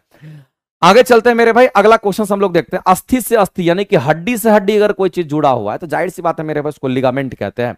तो हड्डी से हड्डी के जोड़ को लिगामेंट कहते हैं। आप जैसा कि यहां पर देख लीजिए मेरे भाई कि ये एक हड्डी है, ये भी हड्डी है। तो हड्डी से हड्डी का जो जोड़ होता है उसको हम लोग लिगामेंट कहते हैं। लेकिन ये हमारा हड्डी है, ये हमारा मांसपेशी है। तो हड्डी और मांसपेशी का जो जोड़ होता है यहां पर होता है, इसको हम लोग यहां पर टेंडन कहते हैं। तो हड्डी और हड्डी का जो जोड़ होता है उसको हम लोग क्या कहते हैं? लिगामेंट कहते हैं। हड्डी और मांसपेशी का जो जोड़ होता है उसको हम लोग क्या कहते हैं मेरे भाई? तो हम कहेंगे वहां पर उसको टेंडन कहते हैं। ये सारी बातें आपको पता होना चाहिए। अब मेरे भाई यहां पर दे रखा है कि अगर ऑक्सीकरण की अगर हम बात करते हैं, किसकी बात करते हैं? ऑक्सीकरण की अगर बात करते हैं तो आपको एक बात पता होना चाहिए मेरे भाई कि ऑक्सीकरण की घटना कब हो सकती है। तो ऑक्सीकरण होने के लिए आप कह सकते हैं मेरे भाई कि ऑक्सीजन की संख्या, अगर मान लेते किसी रिएक्शन में ऑक्सीजन की वृद्धि होती है तो ऑक्सीकरण हो जाएगा। अगर हाइड्रोजन की कमी होगा फिर भी ऑक्सीकरण हो जाएगा। और अगर इलेक्ट्रॉन का लॉस होगा हम कहेंगे रिएक्शंस के अंदर तो भी हमारा ऑक्सीकरण हो जाएगा। और दूसरी बात ध्यान रखना मेरे भाई कि अगर हम यहां पर विद्युत ऋणात्मक तत्वों को अगर जोड़ते हैं किसी भी तत्व में तो याद रखना वहां भी उसका ऑक्सीकरण हो जाता है। तो मेरे भाई अगर ऑक्सीकरण की अगर हम बात करते हैं तो इसमें इलेक्ट्रॉन लॉस होना चाहिए। इलेक्ट्रॉन का क्या होना चाहिए? इसमें लॉस होना चाहिए। और याद करने का तरीका भी है मेरे पास मेरे भाई। वैसे इलेक्ट्रॉन के लॉस से ऑक्सीकरण होगा तो आप इस क्वेश्चन का आंसर कर सकते हो बी कि ऑक्सीकरण होने के लिए इलेक्ट्रॉन लॉस यानी इलेक्ट्रॉन खोएगा। अब इसको याद कैसे रखना है? तो मेरे भाई एक कोड आप यहां पर इसको याद रख सकते हो। LEO आप याद रख सकते हो। LEO लिखा हुआ है। LEO का मतलब क्या है? तो O फॉर ऑक्सीडेशन होता है। O मेरे भाई लियो में O जो है ये O फॉर ऑक्सीडेशन है। और इलेक्ट्रॉन का लॉस करेगा तभी ऑक्सीडेशन हमारा हो सकता है। लियो मतलब क्या होगा? तो इलेक्ट्रॉन का लॉस। और जब इलेक्ट्रॉन का लॉस होगा तो हम कहेंगे ऑक्सीडेशन हो जाएगा। लियो टर्म याद रखिएगा। एक मेरे भाई गेन की बात करते हैं, जय की बात करते हैं। GER हमारा होता है। तो यहां पर R जो हमारा ये रिडक्शंस को बताता है और जब इलेक्ट्रॉन का गेन होता है तो ये रिडक्शंस कहलाता है। तो मेरे भाई O हमारा क्या कहेंगे यहां पर? O फॉर हमारा यहां पर ऑक्सीडेशन हो जाएगा। डायरेक्ट याद रख सकते हो। और इसी ऑक्सीडेशन को हम लोग क्या कहते हैं? इसी को हम लोग यहां पर ऑक्सीकरण कहते हैं। इसमें कहीं से कोई दो मत नहीं है, आप आसानी से मेरे भाई कह सकते हो। और रिडक्शंस की अगर हम बात करते हैं तो R4 हमारा रिडक्शंस कहलाता है। और याद रखना मेरे भाई कि रिडक्शंस को हम लोग यहां पर अवकरण कहते हैं। रिडक्शंस को हम लोग क्या कहते हैं? इसको हम लोग यहां पर अवकरण कहते हैं। एक लाइन में आप जान लीजिए। तो ये चीज आपको ध्यान रखो। वैसे ऑक्सीकरण होने के जितने भी पॉइंट्स हमने आपको बताए ये सारे पॉइंट्स मेरे भाई आपके पास होने चाहिए और ऑक्सीकरण अवकरण का आपके सामने होना चाहिए। अगला क्वेश्चन मेरे भाई बायोलॉजी के क्वेश्चंस आपको दे रखे हैं। और क्वेश्चंस क्या है? निम्नलिखित में से कौन सा रोग मच्छर द्वारा उत्पन्न नहीं होता है? बताइए मेरे भाई कौन सा रोग मच्छर द्वारा उत्पन्न नहीं होता? आप सभी को आंसर करके बताना है। जल्दी से मेरे भाई बताइए इस क्वेश्चन के आंसर क्या होंगे। सामने जो क्वेश्चंस है एंट्रोपी का फॉर्मूला क्या होता है sir ji, please explain, Sumit Kumar Singh का कहना है। तो मेरे भाई एंट्रोपी का फॉर्मूला आप आसानी से बता सकते हैं, कोई दिक्कत वाली बात नहीं है। आप ध्यान रखना, अगर हम लोग एंट्रोपी की बात करते हैं, सुमित कुमार का क्वेश्चन था मेरे भाई कि एंट्रोपी का फॉर्मूला हमारा क्या होता है। एंट्रोपी को हम लोग एस से दिखाते हैं, और एंट्रोपी को एंट्रोपी ही बोलते हैं, हिंदी में इसको एंट्रोपी ही बोलते हैं और कुछ नहीं, इसका नाम कुछ अलग नहीं है, इसको एंट्रोपी ही बोलते हैं। डिग्री ऑफ रेंडमनेस को एंट्रोपी कहते हैं। और एंट्रोपी का फॉर्मूला हमारा यहां पर ds बराबर मेरे भाई डी क्यू अपॉन में टी हो जाएगा, या फिर तुम इसी चीज को S बराबर क्यू अपॉन में टी लिख सकते हो। अब S बराबर क्यू अपॉन में जो टी हमारा यहां पर लिखाता है, ये क्यू हमारा क्या है, तो मेरे भाई क्यू को हम लोग कहेंगे ये हमारा उष्मा होता है, और टी की बात करते हैं मेरे भाई ये हमारा तापमान होता है, लेकिन तापमान हमेशा केल्विन में आपको लेना है। और ये S जो है आपका यहां पर एंट्रोपी कहलाता है, S आपका यहां पर एंट्रोपी कहलाता है। तो आप इसको ऐसे याद रखिए कि आप ऐसे याद रखिए, कोई फर्क नहीं पड़ता। कई बार तो मेरे भाई यूनिट पूछा गया एंट्रोपी का यूनिट क्या, उष्मा का यूनिट हमारा जूल या किलो जूल में होता है। तो जनरली मेरे भाई एंट्रोपी का यूनिट किलो जूल में लेता है, और नीचे हमारा तापमान हमेशा किस में लेना, तो केल्विन में लेना होता है, तो कहेंगे केल्विन। तो किलो जूल पर केल्विन जो हमारा होता है वो एंट्रोपी का यूनिट होता है, ऐसा यूनिट होता है। अब कह रहा है मेरे भाई कौन सा रोग मच्छर द्वारा नहीं होता, तो आप जानते होंगे मेरे भाई स्लीपिंग सिकनेस दे रखा है, डेंगू दे रखा है। आप बताइए इस क्वेश्चन का आंसर क्या करेंगे। 9th नंबर का यहां पर आंसर आ रहा है मेरे भाई, 9th नंबर क्वेश्चन का सी आंसर आपके राइट आ रहे हैं। तो मेरे भाई आप यहां पर बताएंगे कि डेंगू हमारा जो बुखार होता है डेंगू वायरस से होता है, और ये किस मच्छर से होता है, एडिस इजिप्टी मच्छर से होता है। मलेरिया मेरे भाई प्लाज्मोडियम से होता है, और प्लाज्मोडियम का जो वाहक होता है हमारा कौन, मादा एनाफिलीज मच्छर होता है। अगर मेरे भाई यहां पर हम बात करते हैं किसकी, तो फाइलेरिया की अगर बात करते हैं, तो आपको पता होना चाहिए कि फाइलेरिया हमारा किससे होता है, क्यूलेक्स स्पीसीज मच्छर से होता है। क्यूलेक्स स्पीसीज जो मच्छर होता है उससे भी फाइलेरिया होता है, और फाइलेरिया प्रोटोजोआ से भी होता है, उचेरिया बोनक्राफ्टी से भी होता है। तो मेरे भाई अगर हम फाइलेरिया की बात करते हैं, क्यूलेक्स स्पीसीज मच्छर से भी होता है, लेकिन अगर हम बात करते हैं मेरे भाई यहां पर किससे, तो निंद्रा रोग की बात करते हैं, तो आपको पता होगा मेरे भाई स्लीपिंग सिकनेस की हम बात कर रहे हैं। हम किसकी बात कर रहे हैं मेरे भाई, तो यहां पर स्लीपिंग सिकनेस की हम बात कर रहे हैं। तो आपको यहां पर बताना है मेरे भाई कि स्लीपिंग सिकनेस हमारा किसके द्वारा होता है, कहेंगे यहां पर सीसी फ्लाई मक्खी के द्वारा होता है। किसके द्वारा होता है मेरे भाई, तो यहां पर सीसी फ्लाई मक्खी, नाम हमारा क्या तो सीसी, लेकिन पढ़ते इसको टीएससी है, पढ़ने का तरीका यही है, और इसको हम लोग सीसी फ्लाई मक्खी कहते हैं। तो मेरे भाई ये मक्खी की हम बात करते हैं, एक्चुअली में मक्खी से नहीं होता, ये हमारा किससे, तो प्रोटोजोआ से होता है। तो याद रखना सीसी फ्लाई मक्खी किसका वाहक होती है, तो हम कहेंगे यहां पर ट्रिपनोसोमा का वाहक होता है। किसका, तो ट्रिपनोसोमा का ये वाहक होता है, और ट्रिपनोसोमा हमारा प्रोटोजोआ होता है, और उसी से हम कहते हैं निंद्रा रोग होता है, जिसको स्लीपिंग सिकनेस, नींद बहुत तेज आएगी आपको, तो ध्यान रखना। एडिस इजिप्टी मच्छर से डेंगू होता है। एडिस इजिप्टी मच्छर से जो होने वाले डिजीज है मेरे भाई, एक तो डेंगू होगा, दूसरा जीका वायरस होगा, तीसरा मेरे भाई आप ध्यान रखना चिकनगुनिया भी हमारा उसी से होता है, ध्यान रखेंगे।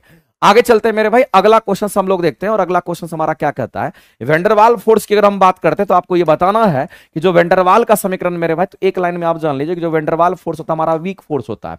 सबसे पहला चीज आपको यह ध्यान रखना है मेरे भाई, अगर मेरे भाई यहां पर हम वेंडरवाल फोर्स की अगर हम बात करते हैं, तो ये जो वेंडरवाल फोर्स हमारा होता है ये हमारा वीक फोर्स होता है। वेंडरवाल फोर्स हमारा कैसा होगा, कहेंगे हमारा यहां पर वीक फोर्स होता है। एक लाइन में आप जान लीजिए, सबसे वीक फोर्स अगर हमारा कहीं पर अगर लगता है, किसी भी बंधन में अगर वीक फोर्स हमारा लगता है, तो मेरे भाई वो वेंडरवाल फोर्स होता है, सबसे वीक हमारा होगा। सबसे मजबूत अगर बंधन अगर किसी का होता है, तो कहेंगे हमारा कौन, तो आयनिक बंधन होता है, वो हमारा वहां पर सबसे ज्यादा मजबूत होता है।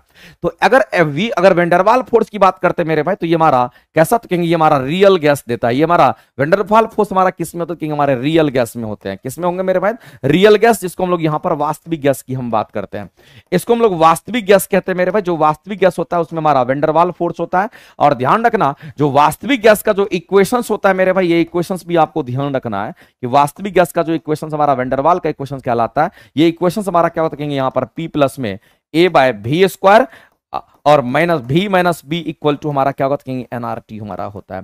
तो मेरे भाई जो इक्वेशंस आप यहां पर देख रहे हैं, ये इक्वेशंस हमारा वेंडरवाल समीकरण, वेंडरवाल इक्वेशंस हमारा होता है, और ये रियल गैस का इक्वेशंस होता है। तो अगर आपको समीकरण की बात कहेगी कि वेंडरवाल का जो समीकरण होगा वह व्यवहार किसके तरह व्यवहार करता है, तो आपको ध्यान रखना मेरे भाई कि अगर वेंडरवाल की अगर बात करता, तो ये वेंडरवाल का जो समीकरण होता है ये किसके तरह बिहेव करता है, तो याद रखना ये रियल गैस की तरह बिहेव करता है मेरे भाई। क्योंकि आपको ध्यान रखना है ये रियल गैस हमारा ये होता ही है, वेंडरवाल फोर्स हमारा रियल रियल गैस में।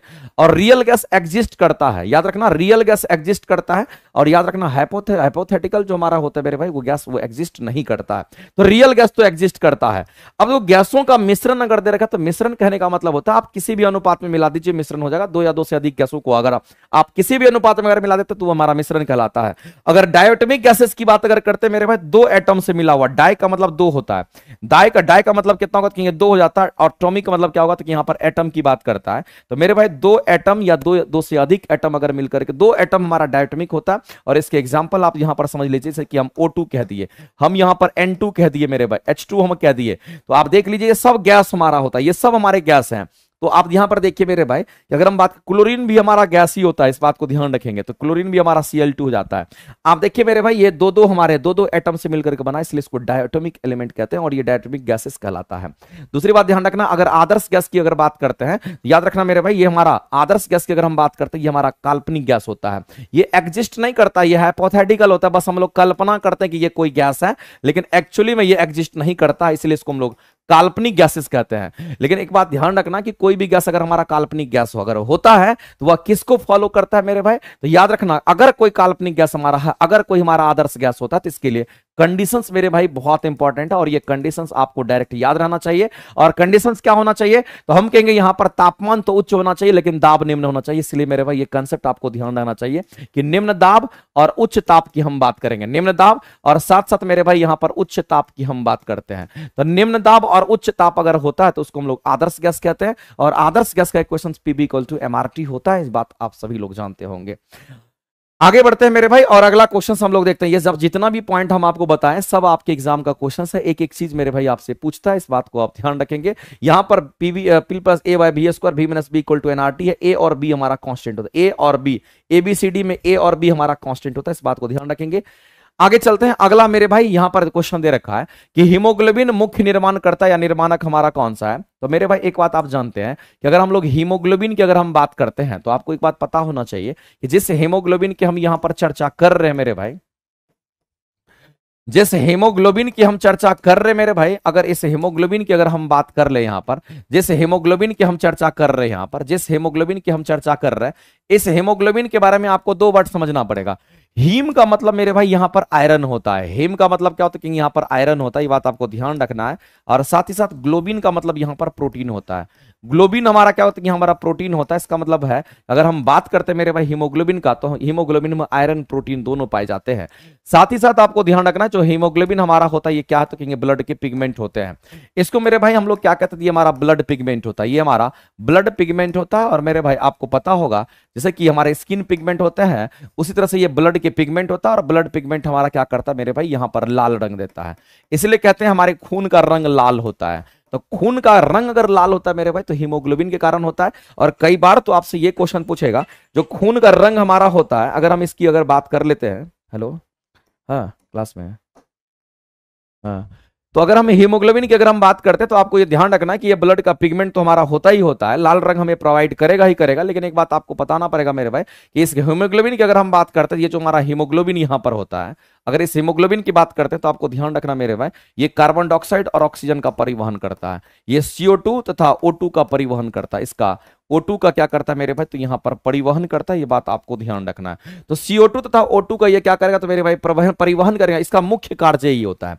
हम यहां पर लिख देते हैं मेरे भाई, इसके मुख्य कार्य की अगर हम बात करते हैं, इसका मेन जो फंक्शन होता है हमारा यही होता है, इस बात को ध्यान रखना। और हीमोग्लोबिन की कमी से एनीमिया होता है।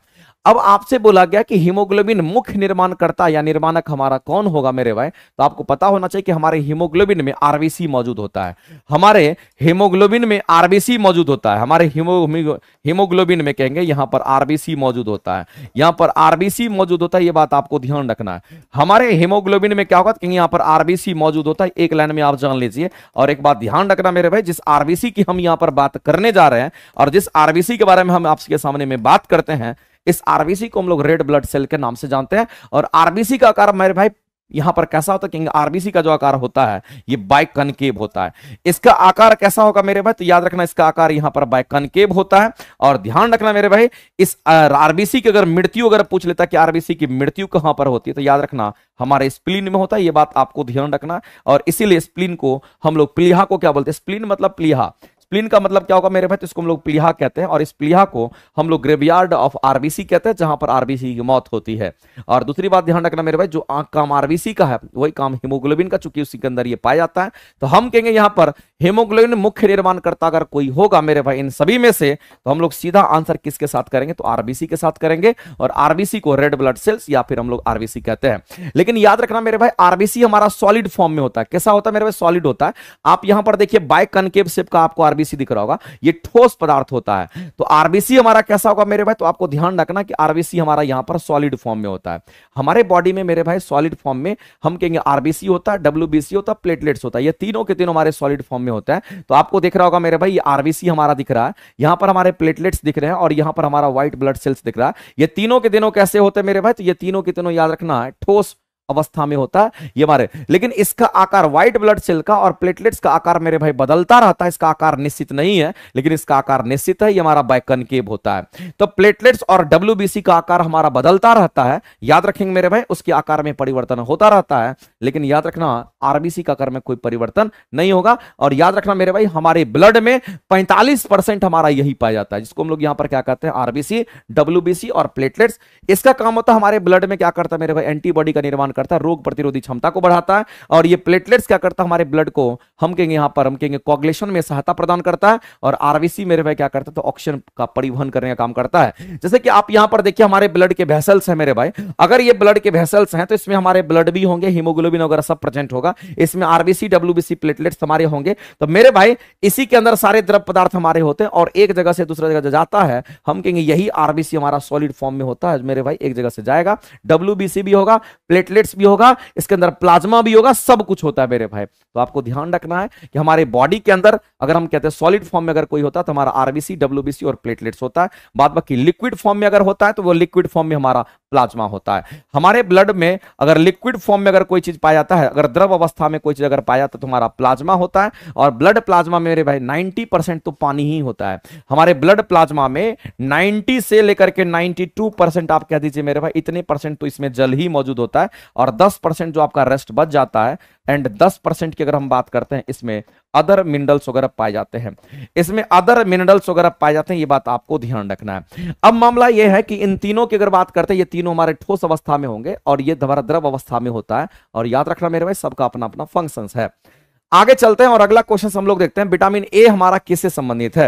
मेरे भाई आप सभी लोग जानते हो कि विटामिन ए जो हमारा होता है इसको रेटिनॉल कहते हैं। विटामिन ए को हम लोग रेटिनॉल कहते हैं, लेकिन आपको एक बात ध्यान रखना है कि विटामिन ए की कमी से कैसा बीमारी होता है। तो मेरे भाई ये ध्यान रखना है, सभी लोग को पता भी होगा, लेकिन फिर भी आप जानने की कोशिश कीजिए कि विटामिन ए की कमी से कैसा बीमारी होगा। तो मेरे भाई विटामिन ए की अगर किसी को कमी होती है तो दो तरह का बीमारी होता है, इसमें कोई एक बीमारी नहीं होता है। आपको पता होगा मेरे भाई कि रतुंधी, आपको पता होगा कि रतुंधी होता ही होता, बिल्कुल सही बात है, लेकिन दूसरा भी नहीं बोलना है मेरे भाई। इसको जिरोप्थेल्मिया की हम बात करते हैं, किसकी बात कर रहे हैं, तो जिरोप्थेल्मिया की बात करते हैं, इसमें आंख के आंसू सूख जाते हैं। तो विटामिन डी की कमी से अगर बात कर रहे हैं मेरे, विटामिन डी की कमी की अगर हम बात करते हैं तो विटामिन डी की कमी से रतुंधी भी होता है और साथ ही साथ मेरे भाई जिरोप्थेल्मिया भी होता है। तो इस जिरोप्थेल्मिया से क्या होता है, तो हमारी आंख के आंसू सूख जाते हैं। इसमें एक्चुअली में जो आंख में आंसू आता है मेरे भाई, वो आंसू नहीं बनेगा, और जब आंख के आंसू मेरे भाई यहां पर खत्म हो जाएंगे, ड्राई हो जाएगा, तो हमारा ना कॉर्निया डैमेज हो जाएगा, आंख में आंसू नहीं बनेगा। और जब आंख में आंसू नहीं बनेगा मेरे भाई, तो हमारा कॉर्निया डैमेज हो जाता है। क्या डैमेज होगा कि यहां पर कॉर्निया की अगर हम बात करते हैं मेरे भाई, तो ये कॉर्निया डैमेज हो जाएगा और आपको दिखाई नहीं देगा। और ध्यान रखना मेरे भाई, अगर हम लोग आंसू की बात करते हैं तो हमारे आंसू में, हमारी आंख के जो आंसू होते हैं उसमें लाइसोजाइम एंजाइम होता है, जो कि बैक्टीरिया को मारने का काम करता है। इस बात को आप ध्यान रखेंगे। और ये लैक्राइमल ग्लैंड से हमारे आंसू का सिक्रेशंस होता है, इस बात को ध्यान रखना। हमारे आई की अगर हम बात करते हैं, किसकी बात करें, तो आई की बात करते हैं, हम अपनी आंख की बात करते हैं, हमारी आंखों में होता है लैक्राइमल ग्लैंड होता है। याद रखना मेरे भाई, कौन सा ग्लैंड होगा, तो कहेंगे इसमें लैक्राइमल ग्लैंड्स की हम बात करते हैं। इसमें कौन सा, तो कहेंगे यहां पर लैक्राइमल ग्लैंड होता है। और इस लैक्राइमल ग्लैंड की अगर हम बात करते हैं, और इसी से मेरे भाई लैक्राइमल ग्लैंड से हमारा आंसू सिक्रेट करता है, इसी से हम कहते हैं मेरे भाई हमारा आंसू निकलता है। इस बात को आप ध्यान रखेंगे, यहीं से आंसू सिक्रेट करता है। तो लैक्राइमल ग्लैंड से ही हम कहते हैं यहां पर आंसू का सिक्रेशन होता है। एक लाइन में आप जान लीजिए, यहीं से आंसू का मेरे भाई श्रावण होता है। और याद रखना, इसी लैक्राइमल ग्लैंड्स में से जो आंसू का सिक्रेशन, इस आंसू में क्या पाया था, कहेंगे यहां पर लाइसोजाइम एंजाइम होता है। यह भी क्वेश्चन पूछता है, इसमें लाइसोजाइम एंजाइम होता है। और जो लाइसोजाइम एंजाइम हमारे हैं, ये क्या करता है मेरे भाई, तो ये बैक्टीरिया वगैरह को मारने का काम करता है, हमारे आंखों को बचाता है बैक्टीरिया वगैरह से। तो मेरे भाई बैक्टीरिया वगैरह को नष्ट करने का काम करता है, जो लाइसोजाइम एंजाइम होता है, इस बात को भी आप ध्यान रखेंगे। तो मेरे भाई विटामिन ए का बायोलॉजिकल नाम रेटिनॉल होता है, ये बात आपको पता रखना पड़ेगा। और आपको ध्यान रखना मेरे भाई कि डिजीज कौन कौन सा हो सकता है। अगर किसी को विटामिन ए की कमी है तो रतौंधी हो सकता है, जीरोप्थैल्मिया हो सकता है, जिसमें कॉर्निया डैमेज हो जाता है, और कॉर्निया मेरे भाई यही हमारा नेत्रदान में इस्तेमाल होता है। और ध्यान रखना आपसे कोबालामीन की अगर बात करता है, साइनो कोबालामीन के बारे में आपने सुना होगा मेरे भाई, तो विटामिन B12 को कहते हैं। किसको बोलते हैं तो याद रखना, विटामिन B12 की अगर बात करते हैं साइनो कोबालामीन कहते हैं। और कोबालामीन में कोबाल्ट धातु होता है। कैसा धातु होगा मेरे भाई, तो इसी में कोबाल्ट धातु पाया जाता है। एक लाइन में आप जान लीजिए, साइनो कोबालामीन में कोबाल्ट धातु पाया जाता है, एक लाइन में आपको ध्यान करना है। अगर एस्कॉर्बिक एसिड की अगर हम बात करते हैं, ये जो एस्कॉर्बिक एसिड आपको दिख रहा है मेरे भाई, तो विटामिन सी का ही बायोलॉजिकल नाम हमारा एस्कॉर्बिक एसिड होता है। किसका तो याद रखेंगे, विटामिन सी का जो बायोलॉजिकल नाम होता है, विटामिन सी का जो बायोलॉजिकल नाम होता है मेरे भाई, विटामिन सी का जो बायोलॉजिकल नाम यहां पर होता है, इसी को हम लोग एस्कॉर्बिक एसिड के नाम से जानते हैं। और विटामिन सी की कमी से मेरे भाई कैसा रोग तो कहेंगे स्कर्वी होता है। और विटामिन सी की कमी से स्कर्वी अगर होता तो वो दांतों की बीमारी है, दांत उसमें मेरे भाई सड़ जाते हैं, इस बात को आप ध्यान रखेंगे। और एमिनो एसिड से तो आप जानते होंगे प्रोटीन का निर्माण होता है, तो 20 एमिनो एसिड से एक प्रोटीन का निर्माण होता है। आगे चलते हैं मेरे भाई, अगला क्वेश्चन हम लोग यहां पर देखते हैं, निम्नलिखित में से कौन सा एक यौगिक नहीं है। तो मेरे भाई आपको यह बात पता होना चाहिए, अगर हम लोग यौगिक की बात करते हैं, अगर हम किसी कंपाउंड की बात करते हैं, तो कंपाउंड बनने के लिए क्या कंडीशंस है, एक यौगिक बनने के लिए मेरे भाई क्या कंडीशंस है, ये आपको बताना पड़ेगा। तो मेरे भाई यौगिक की अगर हम बात करते हैं, कंपाउंड की अगर हम बात करते हैं, इसका सिंपल डेफिनेशंस की अगर हम बात करते हैं कि किसको हम यौगिक कहेंगे, तो आपको ध्यान रखना मेरे भाई, यौगिक की अगर हम बात करते हैं, यौगिक हम उसको कहते हैं जिसमें 2 या 2 से अधिक तत्व मिलकर के हमारा यौगिक का निर्माण करता है। लेकिन 2 या 2 से अधिक तत्व तो मिलेंगे, एक निश्चित अनुपात में मिलते हैं, ये इंपॉर्टेंट है। तो मेरे भाई आपको ध्यान रखना है कि एक निश्चित टर्म जो यहां पर हम लिख रहे हैं, एक निश्चित अनुपात वाला जो टर्म लिख रहे हैं, ये इंपॉर्टेंट है। तो एक निश्चित अनुपात में मेरे भाई, एक निश्चित अनुपात में 2 या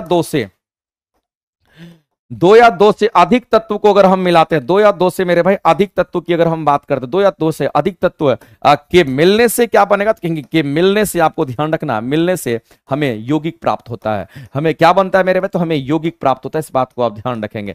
जैसे एग्जाम्पल के तौर पर आप कह सकते हैं मेरे भाई कि हमारा कुछ भी, जैसे कि अमोनिया की बात कर लीजिए, अगर हम बात करते हैं H2O की बात कर लीजिए मेरे भाई, ऐसे कोई भी कंपाउंड जो हमारा एग्जिस्ट करता है, जो कि मेरे भाई पूरा का पूरा हमारा जितना नाइट्रोजन को हाइड्रोजन चाहिए, जितना हमारा हाइड्रोजन को ऑक्सीजन चाहिए, उसके फॉर्म में हम कहेंगे। तो एक निश्चित अनुपात टर्म यहां पर इंपॉर्टेंट है। तो मेरे भाई अगर एक निश्चित अनुपात में अगर हमारा 2 या 2 से अधिक तत्व अगर मिलता है, तो उसी को यौगिक कहते हैं। और यौगिक मेरे भाई जब कभी भी यौगिक में 2 या 2 से अधिक तत्व होंगे, तभी वो यौगिक कहलाता है।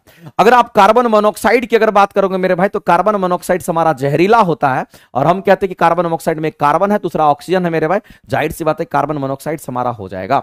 अगर नहीं, कार्बन मोनोऑक्साइड हमारा हो जाएगा, बिल्कुल बात है, ये हमारा यौगिक है। अगर हम आयरन की बात करते हैं मेरे भाई, आयरन में तो सिंपल हमारा ये आयरन है, तो ये हमारा यौगिक नहीं होगा, सिंपल एक ही एलिमेंट है। सोडियम क्लोराइड की अगर हम बात करते हैं मेरे में, तो सोडियम क्लोराइड में हमारा NaCl होगा, तो जितना हमारा चाहिए उतना हमारा है, हम कहेंगे ये भी हमारा हो जाएगा, क्योंकि ये भी हमारा यौगिक हो जाएगा। अगर हम वाटर की बात करते हैं मेरे भाई, तो वाटर में हमारा H2O होता है, हम कहेंगे जितना चाहिए उतना हाइड्रोजन ऑक्सीजन प्रेजेंट है, तो ये यौगिक होगा। तो एक निश्चित अनुपात में मेरे भाई 2 या 2 से अधिक तत्व अगर मिलते हैं, तो उसी को हम लोग क्या बोलेंगे, यौगिक कहते हैं। तो आपको ध्यान रखना कि कौन सा यौगिक हमारा नहीं है, तो यौगिक हमारा आयरन सिर्फ नहीं है, नहीं तो बाद बाकी इसके अलावा तीनों के तीनों ऑप्शंस हमारे यौगिक के हैं। अगला मेरे भाई, क्लोरोफ्लोरोकार्बन का उपयोग नहीं किया जाता है। कहां पर आप क्लोरोफ्लोरोकार्बन का इस्तेमाल हम लोग नहीं करते हैं, तो एक बात आपको ध्यान रखना मेरे भाई, जिस क्लोरोफ्लोरोकार्बन की हम बात करते हैं, तो आपको ध्यान रखना है कि यहां पर जिस क्लोरोफ्लोरोकार्बन की हम बात कर रहे हैं, क्लोरोफ्लोरोकार्बन को CFC भी कहते हैं, इसी को हम लोग क्या बोलेंगे, तो इसी को हम लोग यहां पर क्लोरोफ्लोरोकार्बन के नाम से जानते हैं। ये क्लोरोफ्लोरोकार्बन भी हमारा कहलाता है। लेकिन एक बात आपको ध्यान रखना कि जो हमारे क्लोरोफ्लोरोकार्बन्स होते हैं मेरे भाई, ये रेफ्रिजरेंट्स के रूप में भी इस्तेमाल होता है। ये एक रेफ्रिजरेंट्स के रूप में भी इस्तेमाल होता है। किसके रूप में मेरे भाई, तो रेफ्रिजरेंट्स के रूप में इस्तेमाल होता है। और रेफ्रिजरेंट्स को हम लोग यहां पर शीतलक कहते हैं। रेफ्रिजरेंट्स को हम लोग क्या कहेंगे मेरे भाई, यहां पर शीतलक कहते हैं। अब मामला यह है कि जो क्लोरोफ्लोरोकार्बन्स हमारे हैं, ये एक्चुअली में हमारा क्या है, तो कहां पर इस्तेमाल करते हैं और कहां पर इसका इस्तेमाल हम लोग नहीं करते हैं, ये आपसे क्वेश्चन से पूछता है। लेकिन एक बात ध्यान रखना कि जो हमारे क्लोरोफ्लोरोकार्बन्स होते हैं, ये ग्रीन हाउस गैसेस में आता है। ये किस में आता है, तो मेरे भाई याद रखना, ये हमारे ग्रीन हाउस गैसेस में आता है। ये हमारा ग्रीन हाउसेस गैसेस की अगर हम बात करते हैं, ये हमारा ग्रीन हाउस गैसेस की अगर हम बात करते हैं, तो ये हमारा ग्रीन हाउस गैसेस की अगर हम बात करते हैं, तो यहां यहां पर हमारा ग्रीन हाउस गैसेस में ये चीज हमारा क्लोरोफ्लोरोकार्बन देखने को मिलता है। ये बात आपको ध्यान रखना है। तो क्लोरोफ्लोरोकार्बन का उपयोग में नहीं किया जाता है। तो मेरे भाई ध्यान रखना, जो क्लोरोफ्लोरोकार्बन की अगर हम बात करते हैं, इसका उपयोग अगर नहीं करते हैं, किसमें नहीं, तो रेफ्रिजरेटर में हम लोग करते हैं मेरे भाई। जहां जहां रेफ्रिजरेटर होगा, क्योंकि रेफ्रिजरेटर में हम लोग ठंडा करने के लिए इसका इस्तेमाल करते हैं। और याद रखना मेरे भाई, ये कूलिंग सिस्टम करता है, शीतलक प्रदान करता है। तो क्लोरोफ्लोरोकार्बन हमारा क्या करता है, शीतलक का काम करता है। और शीतलक कहने का मतलब मेरे भाई, ये कूलिंग प्रदान करता है। ये क्या करता है, कहेंगे यहां पर कूलिंग प्रदान करता है। अगर हम लोग एसी का हवा लगाते हैं और हमें ठंडक मिलता है, इसका मतलब मेरे भाई उसमें रेफ्रिजरेंट्स पाया जाता है। और रेफ्रिजरेंट्स एक प्रकार का हमारा गैस होता है, और वह गैस के रूप में उसमें फिल किया जाता है। तो वो मेरे भाई क्लोरोफ्लोरोकार्बन है। लेकिन बाद में इस पर बैन लगा दिया गया, क्योंकि क्लोरोफ्लोरोकार्बन के मेरे भाई काफी सारे ड्रॉबैक्स आ गए। इनके ड्रॉबैक्स ये थे क्लोरोफ्लोरोकार्बन के, कि अगर मेरे भाई अगर इसका इस्तेमाल हम लोग ज्यादा करते हैं तो इसमें क्लोरीन की मात्रा होगी। क्योंकि आप नाम से ही पता चलता है कि इसमें क्लोरीन होगा, CLORO, क्लोरो यानी कि क्लोरीन होगा। अगर मेरे भाई इसमें क्लोरीन है तो ये गैस जलने के बाद मेरे भाई हमारे एनवायरमेंट में जाएगा। और अगर बहुत सारे गैसेस अगर निकल करके यहां से जाएंगे, अगर सभी लोग अगर मान लेते हैं इसका CFC का इस्तेमाल करते हैं अपने एसी वगैरह में, इंडस्ट्री वगैरह में, हर एक जगह, तो ये क्लोरीन गैस हमारा ऊपर की ओर जाएगा जलने के बाद। और यही क्लोरीन गैस हमारे ओजोन लेयर पर, ओजोन परत पर जाकर के चिपक जाएगा और ओजोन परत को खा करके खत्म कर देगा, पतला कर देगा। और ओजोन परत, ओजोन लेयर का हमारा डिप्लेशन हो जाएगा। जब ओजोन लेयर का डिप्लेशन हो जाएगा मेरे भाई, तो जितने भी सूरज के प्रकाश की हार्मफुल गैसेस हैं वो हमारे पृथ्वी पर आएगी। और जितने भी पृथ्वी पर जितने भी जीव जंतु हैं सभी मारे जाएंगे, सभी को स्किन कैंसर वगैरह हो जाएगा। ध्यान रखेंगे, यही रीजन है कि इस पर बैन लगा दिया जाता है। इसको क्लोरोफ्लोरोकार्बन कहते हैं। तो ये एक रेफ्रिजरेंट के रूप में यूज होता है। हमारे एयर कंडीशनिंग में जो हम लोग एसी यूज करते हैं उसमें इसका इस्तेमाल करते हैं। साथ ही साथ मेरे भाई यहां पर हम लोग पैकिंग सामग्री में भी इसका इस्तेमाल हम लोग करते हैं। लेकिन मेरे भाई मिक्सर और ग्राइंडर में इसका हम लोग इस्तेमाल नहीं करते हैं। कहां पे नहीं करेंगे, तो मिक्सर और ग्राइंडर से तो मिक्सिंग और ग्राइंडिंग करने के लिए यूज होता है मेरे भाई। तो यहां पर कोई शीतलक का इस्तेमाल हम लोग नहीं करेंगे। तो हम लोग यहां पर ऑप्शन नंबर डी नहीं मारेंगे मेरे भाई, काजल सिंह, ऑप्शन नंबर डी नहीं। हम लोग यहां पर मिक्सर और ग्राइंडिंग ही इस क्वेश्चन का आंसर करेंगे। रेफ्रिजरेंट्स, हमारा मिक्सर और ग्राइंडर में रेफ्रिजरेंट्स का इस्तेमाल हम लोग। नेक्स्ट क्वेश्चन की अगर बात करते हैं तो अगला क्वेश्चन हमारे सामने है। अगला क्वेश्चन दे रखा है कि मिलान करना। बताइए मिलान करना, तो सबसे सिंपल क्वेश्चन है। पावर का यूनिट हमारा क्या होगा, तो कहेंगे यहां पर हमारा वाट हो जाएगा। तो कहेंगे ए का तो हमारा 4 मैच कर गया। अगर ए का मेरे भाई 4 मैच कर गया तो आंसर ये नहीं हो सकता है, छट गया। ए का 4 अगर हो गया तो ये आंसर नहीं हो सकता। ए का 4 हो गया तो आंसर नहीं हो सकता। ऑप्शन नंबर बी होने की संभावना है। मैच कर लीजिएगा, इसमें कुछ और बताने की जरूरत नहीं है। आप जानते होंगे मेरे भाई, अगर हम लोग इंडक्टर की बात करते हैं, प्रेरक की बात करते हैं, इंडक्टर एक्चुअली में हमारा क्वाइल होता है। ये हमारा इंडक्टर कहलाता है। और इसमें देखिएगा इसका यूनिट जो हमारा क्वाइल का होता है, इसको प्रेरक कहते हैं, इसको हम लोग हेनरी से दिखाते हैं। तो याद रखना, इंडक्टर का जो यूनिट होता है हमारा हेनरी होता है मेरे भाई। हेनरी कहीं दे रखा है क्या, तो हेनरी हमारा यहां पर दे रखा है। अगर मेरे भाई इस हेनरी की अगर बात करते हैं तो हमारा डी का क्या होगा, कहेंगे डी का 4 मैच कर रहा है। तो डी का 4, सॉरी डी का हमारा 4 मैच कर रहा है, सॉरी डी का हमारा 1 मैच कर रहा है। तो कहेंगे डी का हमारा 1 के साथ जाएंगे। ए का हमारा 4 मैच कर रहा था। आगे मेरे भाई चुंबकीय फ्लक्स की अगर बात करते हैं तो चुंबकीय फ्लक्स का यूनिट वेबर होता है। आप कहेंगे सी का हमारा 2 मैच कर जाएगा। तो सी का 2 मैच किया तो हम कहेंगे बी का 3 हो जाएगा आंसर।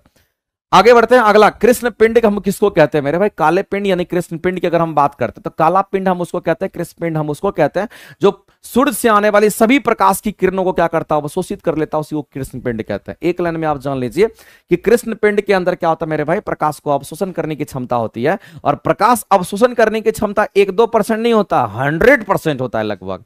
इसलिए मेरे भाई ब्लैक बॉडी की अवशोषण क्षमता कितनी होती है मेरे भाई, कृष्ण पिंड का अवशोषण क्षमता 1 होता है, यानी कि 100% होता है। इस बात को भी आप ध्यान रखेंगे। तो यहां पर क्वेश्चन आपको वही लिखा है कि जो उस पर आपतित सभी तरंग दैर्ध्य वाली किरणों को अवशोषित कर देती है, जो किसी भी प्रकार के विकिरणों को अवशोषित नहीं कर सकता मेरे भाई, तो बिल्कुल रॉन्ग है। अगला करें कि जो परावैगनिक क्षेत्र की विकिरणों को अवशोषित करता है। अब यहां पर लिखा है मेरे भाई, हम कहेंगे जो उस पर आपतित सभी तरंग दैर्ध्य वाली विकिरण। मेरे भाई सभी तरंग दैर्ध्य वाली विकिरण कहने का मतलब है कि सूर्य से आने वाली सभी प्रकाश की विकिरण, क्योंकि उसमें सभी तरंग दैर्ध्य, छोटा बड़ा सभी तरंग दैर्ध्य आ गया, और कहेंगे सबको क्या कर लेता है मेरे भाई, तो अवशोषित कर लेता है। इसी को हम लोग ब्लैक बॉडी कहते हैं। तो ब्लैक बॉडी की अवशोषण क्षमता कितनी होती है, तो याद रखना कृष्ण पिंड को ही ब्लैक बॉडी हम लोग कहते हैं। और इसकी अवशोषण क्षमता क्वेश्चन में एग्जाम में पूछता है, तो याद रखना मेरे भाई इसकी अवशोषण क्षमता की अगर हम बात करते हैं, इसकी अवशोषण क्षमता को हम लोग अल्फा से दिखाते हैं, और इस अल्फा की वैल्यू 1 होती है। और याद रखना मेरे भाई ये 1 हो गया, यानी कि 100% हमारा अवशोषण क्षमता होता है। दूसरी बात आपको ध्यान रखना मेरे भाई कि अगर अवशोषण क्षमता अगर 100% होगा, इसकी रिफ्लेक्टिविटी क्या होगा, तो कहेंगे इसमें अगर हम कहते हैं मेरे भाई यहां पर रिफ्लेक्टिविटी की अगर बात करते हैं, तो यहां पर ध्यान रखना इसकी रिफ्लेक्टिविटी जीरो होती है। ट्रांसमिटिविटी भी अगर आप पूछेगा तो क्वेश्चन में आप कर सकते हो मेरे भाई, किसकी ट्रांसमिटिविटी हमारा क्या होता है, यहाँ पर अगर हम ट्रांसमिटिविटी की अगर हम बात करते हैं मेरे भाई, तो इसकी ट्रांसमिटिविटी हमारा क्या होता है, यहाँ पर जीरो हो जाएगा। तो मेरे भाई रिफ्लेक्टिविटी ना तो रिफ्लेक्ट करेगा ना तो ट्रांसमिट करेगा, ये पूरा का पूरा अवशोषित करेगा। हम कहेंगे दोनों के दोनों टर्म हमारे यहाँ पर जीरो है, तो अवशोषण क्षमता जब 100% हो गया तो ना रिफ्लेक्ट करेगा ना ट्रांसमिट करेगा, ना आर पार होने देगा प्रकाश को और ना उससे टकरा करके वापस जाने देगा। ये दोनों के दोनों टर्म जीरो हो जाएंगे तो ये अपने आप क्या होगा, तो कहेंगे अवशोषण क्षमता 100% हमारा हो जाता है।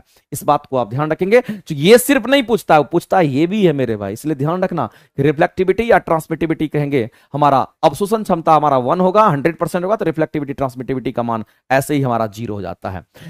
एक गेंडे के सिंग मानव के बाल में मौजूद जो हमारे प्रोटीन होते हैं मेरे भाई, आप सभी को पता होगा ये केराटिन प्रोटीन होता है। ये कैसा प्रोटीन, तो कहेंगे केराटिन प्रोटीन होता है, इस बात को आप ध्यान रखेंगे। और मेलानिन जो पिगमेंट होता है, स्किन का पिगमेंट को मेलानिन पिगमेंट कहते हैं। तो मेरे भाई हमारे नाखून हो गए या गाय भैंस का खूर हो गया, सिंग हो गया, इस तरह से बाल हो गया मेरे भाई, ये सब जो अच्छे दिखते हैं, सुंदर दिखते हैं मेरे भाई, वो केराटिन प्रोटीन के कारण दिखता है। इस बात को आप ध्यान रखेंगे, सिंपल सा फंडा था। आगे मेरे भाई मानव शरीर में कशेरुकी का जो हिस्सा है हमारा कौन सा है, तो हम सभी लोग जानते हैं मेरे भाई, जो कशेरुकी प्राणी होते हैं उसको हम लोग कॉर्डेटा कहते हैं। तो कशेरुकी प्राणी हम किसको कहते हैं, तो मेरे भाई कॉर्डेटा को कहते हैं। एक लाइन में आप जान लीजिए, अगर हम लोग यहां पर कशेरुकी की अगर बात करते हैं तो कशेरुकी हम किसको कहेंगे, तो एक लाइन में आपको ध्यान रखना है कि कशेरुकी प्राणी की अगर हम बात करते हैं, जो कशेरुकी प्राणी हमारे होते हैं, इस कशेरुकी प्राणी की अगर हम बात करते हैं तो ये हमारा कशेरुकी प्राणी को हम लोग कहते हैं कॉर्डेटा। इसको हम लोग क्या बोलते हैं मेरे भाई, तो कॉर्डेटा कहते हैं। और कॉर्डेटा जो हमारा कशेरुकी प्राणी होता है मेरे भाई, इसमें रीढ़ की हड्डी होती है।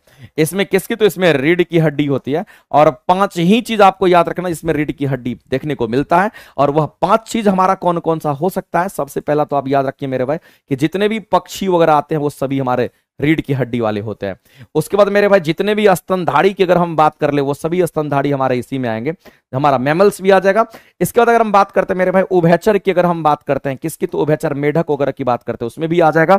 और चौथे की अगर हम बात करते हैं मेरे भाई, तो यहां पर हमारा सरीसृप भी इसमें शामिल है, सरीसृप में हमारा ये हो जाएगा। और इसके बाद हमारा एक और बच गया मेरे भाई, जिसको हम मछली वर्ग कह देते हैं मेरे भाई। तो मछली वर्ग में सभी मछली हमारा जाता है। तो यहां पर हमारे सभी ये पांचों हमारे ऐसे हैं मेरे भाई, ये पांचों के पांचों हमारे ऐसे हैं जीव जिसमें हम कहते हैं रीढ़ की हड्डी होती है, और ये सभी के सभी कॉर्डेटा संघ में आता है। और कॉर्डेटा को हम लोग कशेरुकी कहते हैं। देखिए यहां पर मेढक आपको दे रखा है, यहां पर मेमल्स दे रखा है, स्तनधारी दे रखा है, यहां पर मेरे भाई फिश दे रखा है, यहां रेप्टाइल्स दे रखा है, यहां पर पक्षी दे रखा है। ये सभी के सभी वर्टिब्रेट्स होते हैं, ये सभी के सभी मेरे भाई कॉर्डेटा संघ के अंतर्गत आता है। तो कॉर्डेटा संघ के अंतर्गत जो भी जीव आते हैं उसको कशेरुकी प्राणी कहते हैं। और जो कशेरुकी प्राणी होंगे मेरे भाई, उसमें रीढ़ की हड्डी होगी। आपसे बोला गया कि मानव शरीर में कशेरुकी का हिस्सा कौन सा होता है, कहां पर, तो कहेंगे कशेरुकी का हिस्सा हमारा रीढ़ की हड्डी को कहेंगे, यानी कि ऑप्शन नंबर सी आपका करेक्ट हो जाएगा। रीढ़ की हड्डी को हम लोग कहते हैं, स्पाइनल कॉर्ड हम लोग इसको नहीं बोलेंगे मेरे भाई, हम लोग रीढ़ की हड्डी को हम लोग यहां पर कहते हैं, याद रखेंगे।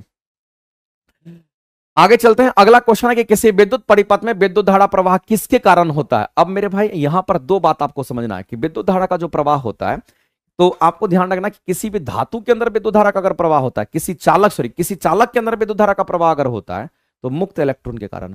और किसी द्रव पदार्थ में अगर विद्युत धारा का प्रवाह होता है, या किसी सॉल्यूशन में अगर विद्युत धारा का प्रवाह होता है, किसी विलयन में विद्युत धारा का प्रवाह होता है, तो आयन के कारण होता है।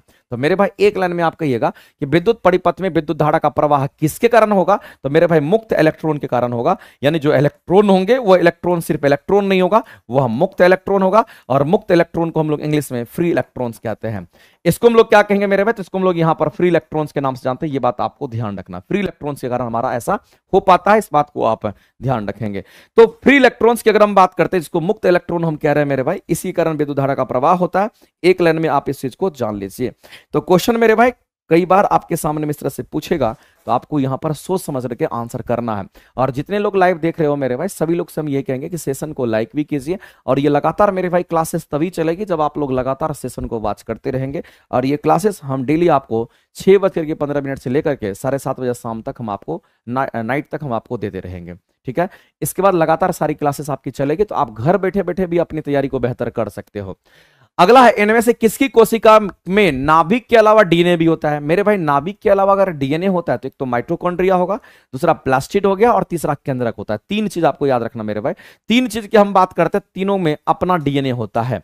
तो मेरे भाई आपको ध्यान रखना है किसका अपना डीएनए होता है। तो सबसे पहला चीज आप मेरे भाई याद रखना, हम यहां पर माइटोकॉन्ड्रिया की बात करते हैं। किसकी बात कर रहे हैं मेरे भाई? तो माइटोकॉन्ड्रिया की बात करते हैं।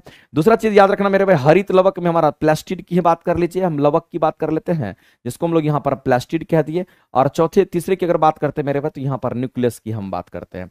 ये तीन चीज जो आप यहां पर देख रहे हैं मेरे भाई, इसका खुद का डीएनए होता है, इसका अपना डीएनए होता है। इस बात को ध्यान रखना मेरे भाई, इसका खुद का डीएनए होता है, इसका खुद का डीएनए होता है। एक लाइन में आप जान लीजिए, इसका खुद का डीएनए होता है। ये कई बार मेरे भाई क्वेश्चन में पूछा गया, ये हमारे एनसीईआरटी का क्वेश्चन है, इस बात को आप ध्यान रखेंगे। कह रहा है कि इनमें बोला गया किसकी कोशिका के में नाभिक के अलावा डीएनए भी होता है। तो मेरे भाई नाभिक के अलावा डीएनए अगर किसी में होगा तो माइटोकॉन्ड्रिया में उसका खुद का अपना डीएनए होता है। इस बात को आप ध्यान रखेंगे मेरे भाई। तो ये भी क्वेश्चन आपको इस तरह से घुमा करके पूछता है।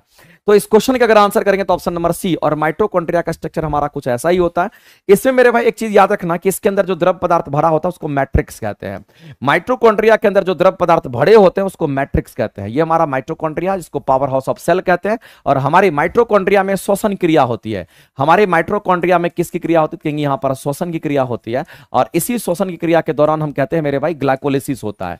यहीं पर क्या होता है कि यहां पर हमारा ग्लाइकोलिसिस होता है। और ग्लाइकोलिसिस में कहते हैं मेरे भाई कि हमारा ग्लाइकोलिसिस में ग्लूकोज टूटता है। और ग्लूकोज जब टूटेगा मेरे भाई तो इसी ग्लाइकोलिसिस के प्रोसेस से एटीपी यानी कि एनर्जी करेंसी, आप कहेंगे एटीपी का निर्माण होता है। और यहीं पर मेरे भाई एटीपी का निर्माण होता है। और एटीपी हमारा ऊर्जा मुद्रा होता है, इसलिए इसको पावर हाउस ऑफ सेल कहते हैं। लेकिन मेरे भाई इसी माइटोकॉन्ड्रिया के अंतर्गत हमारा क्या होता है कि इसी में एक द्रव पदार्थ हमारा भरा होता है। तो माइटोकॉन्ड्रिया के अंदर हमारा जो द्रव पदार्थ होता है मेरे भाई उसको हम लोग मैट्रिक्स कहते हैं। याद रखेंगे, इसको हम लोग मैट्रिक्स कहते हैं। ये द्रव पदार्थ हमारा मैट्रिक्स होता है, जो कि मेरे भाई द्रव पदार्थ यहां इसके अंदर यहां पर मौजूद है, इसको हम लोग मैट्रिक्स कहते हैं। जहां तहां मेरे भाई द्रव पदार्थ यहां पर बिखरे हुए रहते हैं, जिसको हम लोग यहां पर क्या कहेंगे? तो इसको हम लोग यहां पर मैट्रिक्स कह देते हैं। लेकिन एक बात ध्यान रखना मेरे भाई, इसके अंदर में यहां पर उंगली नुमा संरचना जो आपको दिख रहा होगा ऐसे करके, यहां पर देख रहे होंगे कि ऐसे करके उंगली नुमा संरचना आपको दिख रहा होगा, इसको हम लोग क्या कहते हैं? आप सभी लोग कमेंट सेक्शन में कमेंट करके बताएंगे मेरे भाई, इसको हम लोग क्या कहते हैं? ये जो आपको उंगली नुमा संरचना आपको दिख रहा है, इस माइटोकॉन्ड्रिया के अंदर जो उंगली नुमा संरचना आपको दिख रहा है, उंगली के जैसा संरचना आपको दिख रहा होगा मेरे भाई,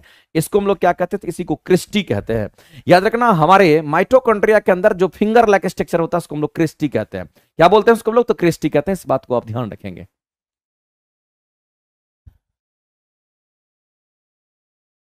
ठीक है, इतना बात मेरे भाई आपको ध्यान रखना है, सब आपके एग्जाम का क्वेश्चन है।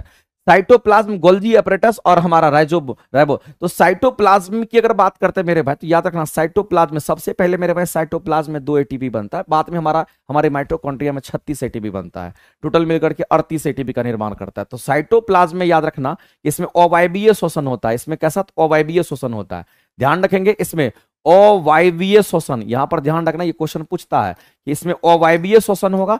और इस अवायवीय श्वसन के दौरान इसमें 2 एटीपी ऊर्जा का निर्माण होता है। यहां पर 2 एटीपी ऊर्जा बनता है। लेकिन मेरे भाई हमारे इसमें श्वसन की क्रिया होगी, जब श्वसन की क्रिया होगी तो यहां पर वायवीय होगा।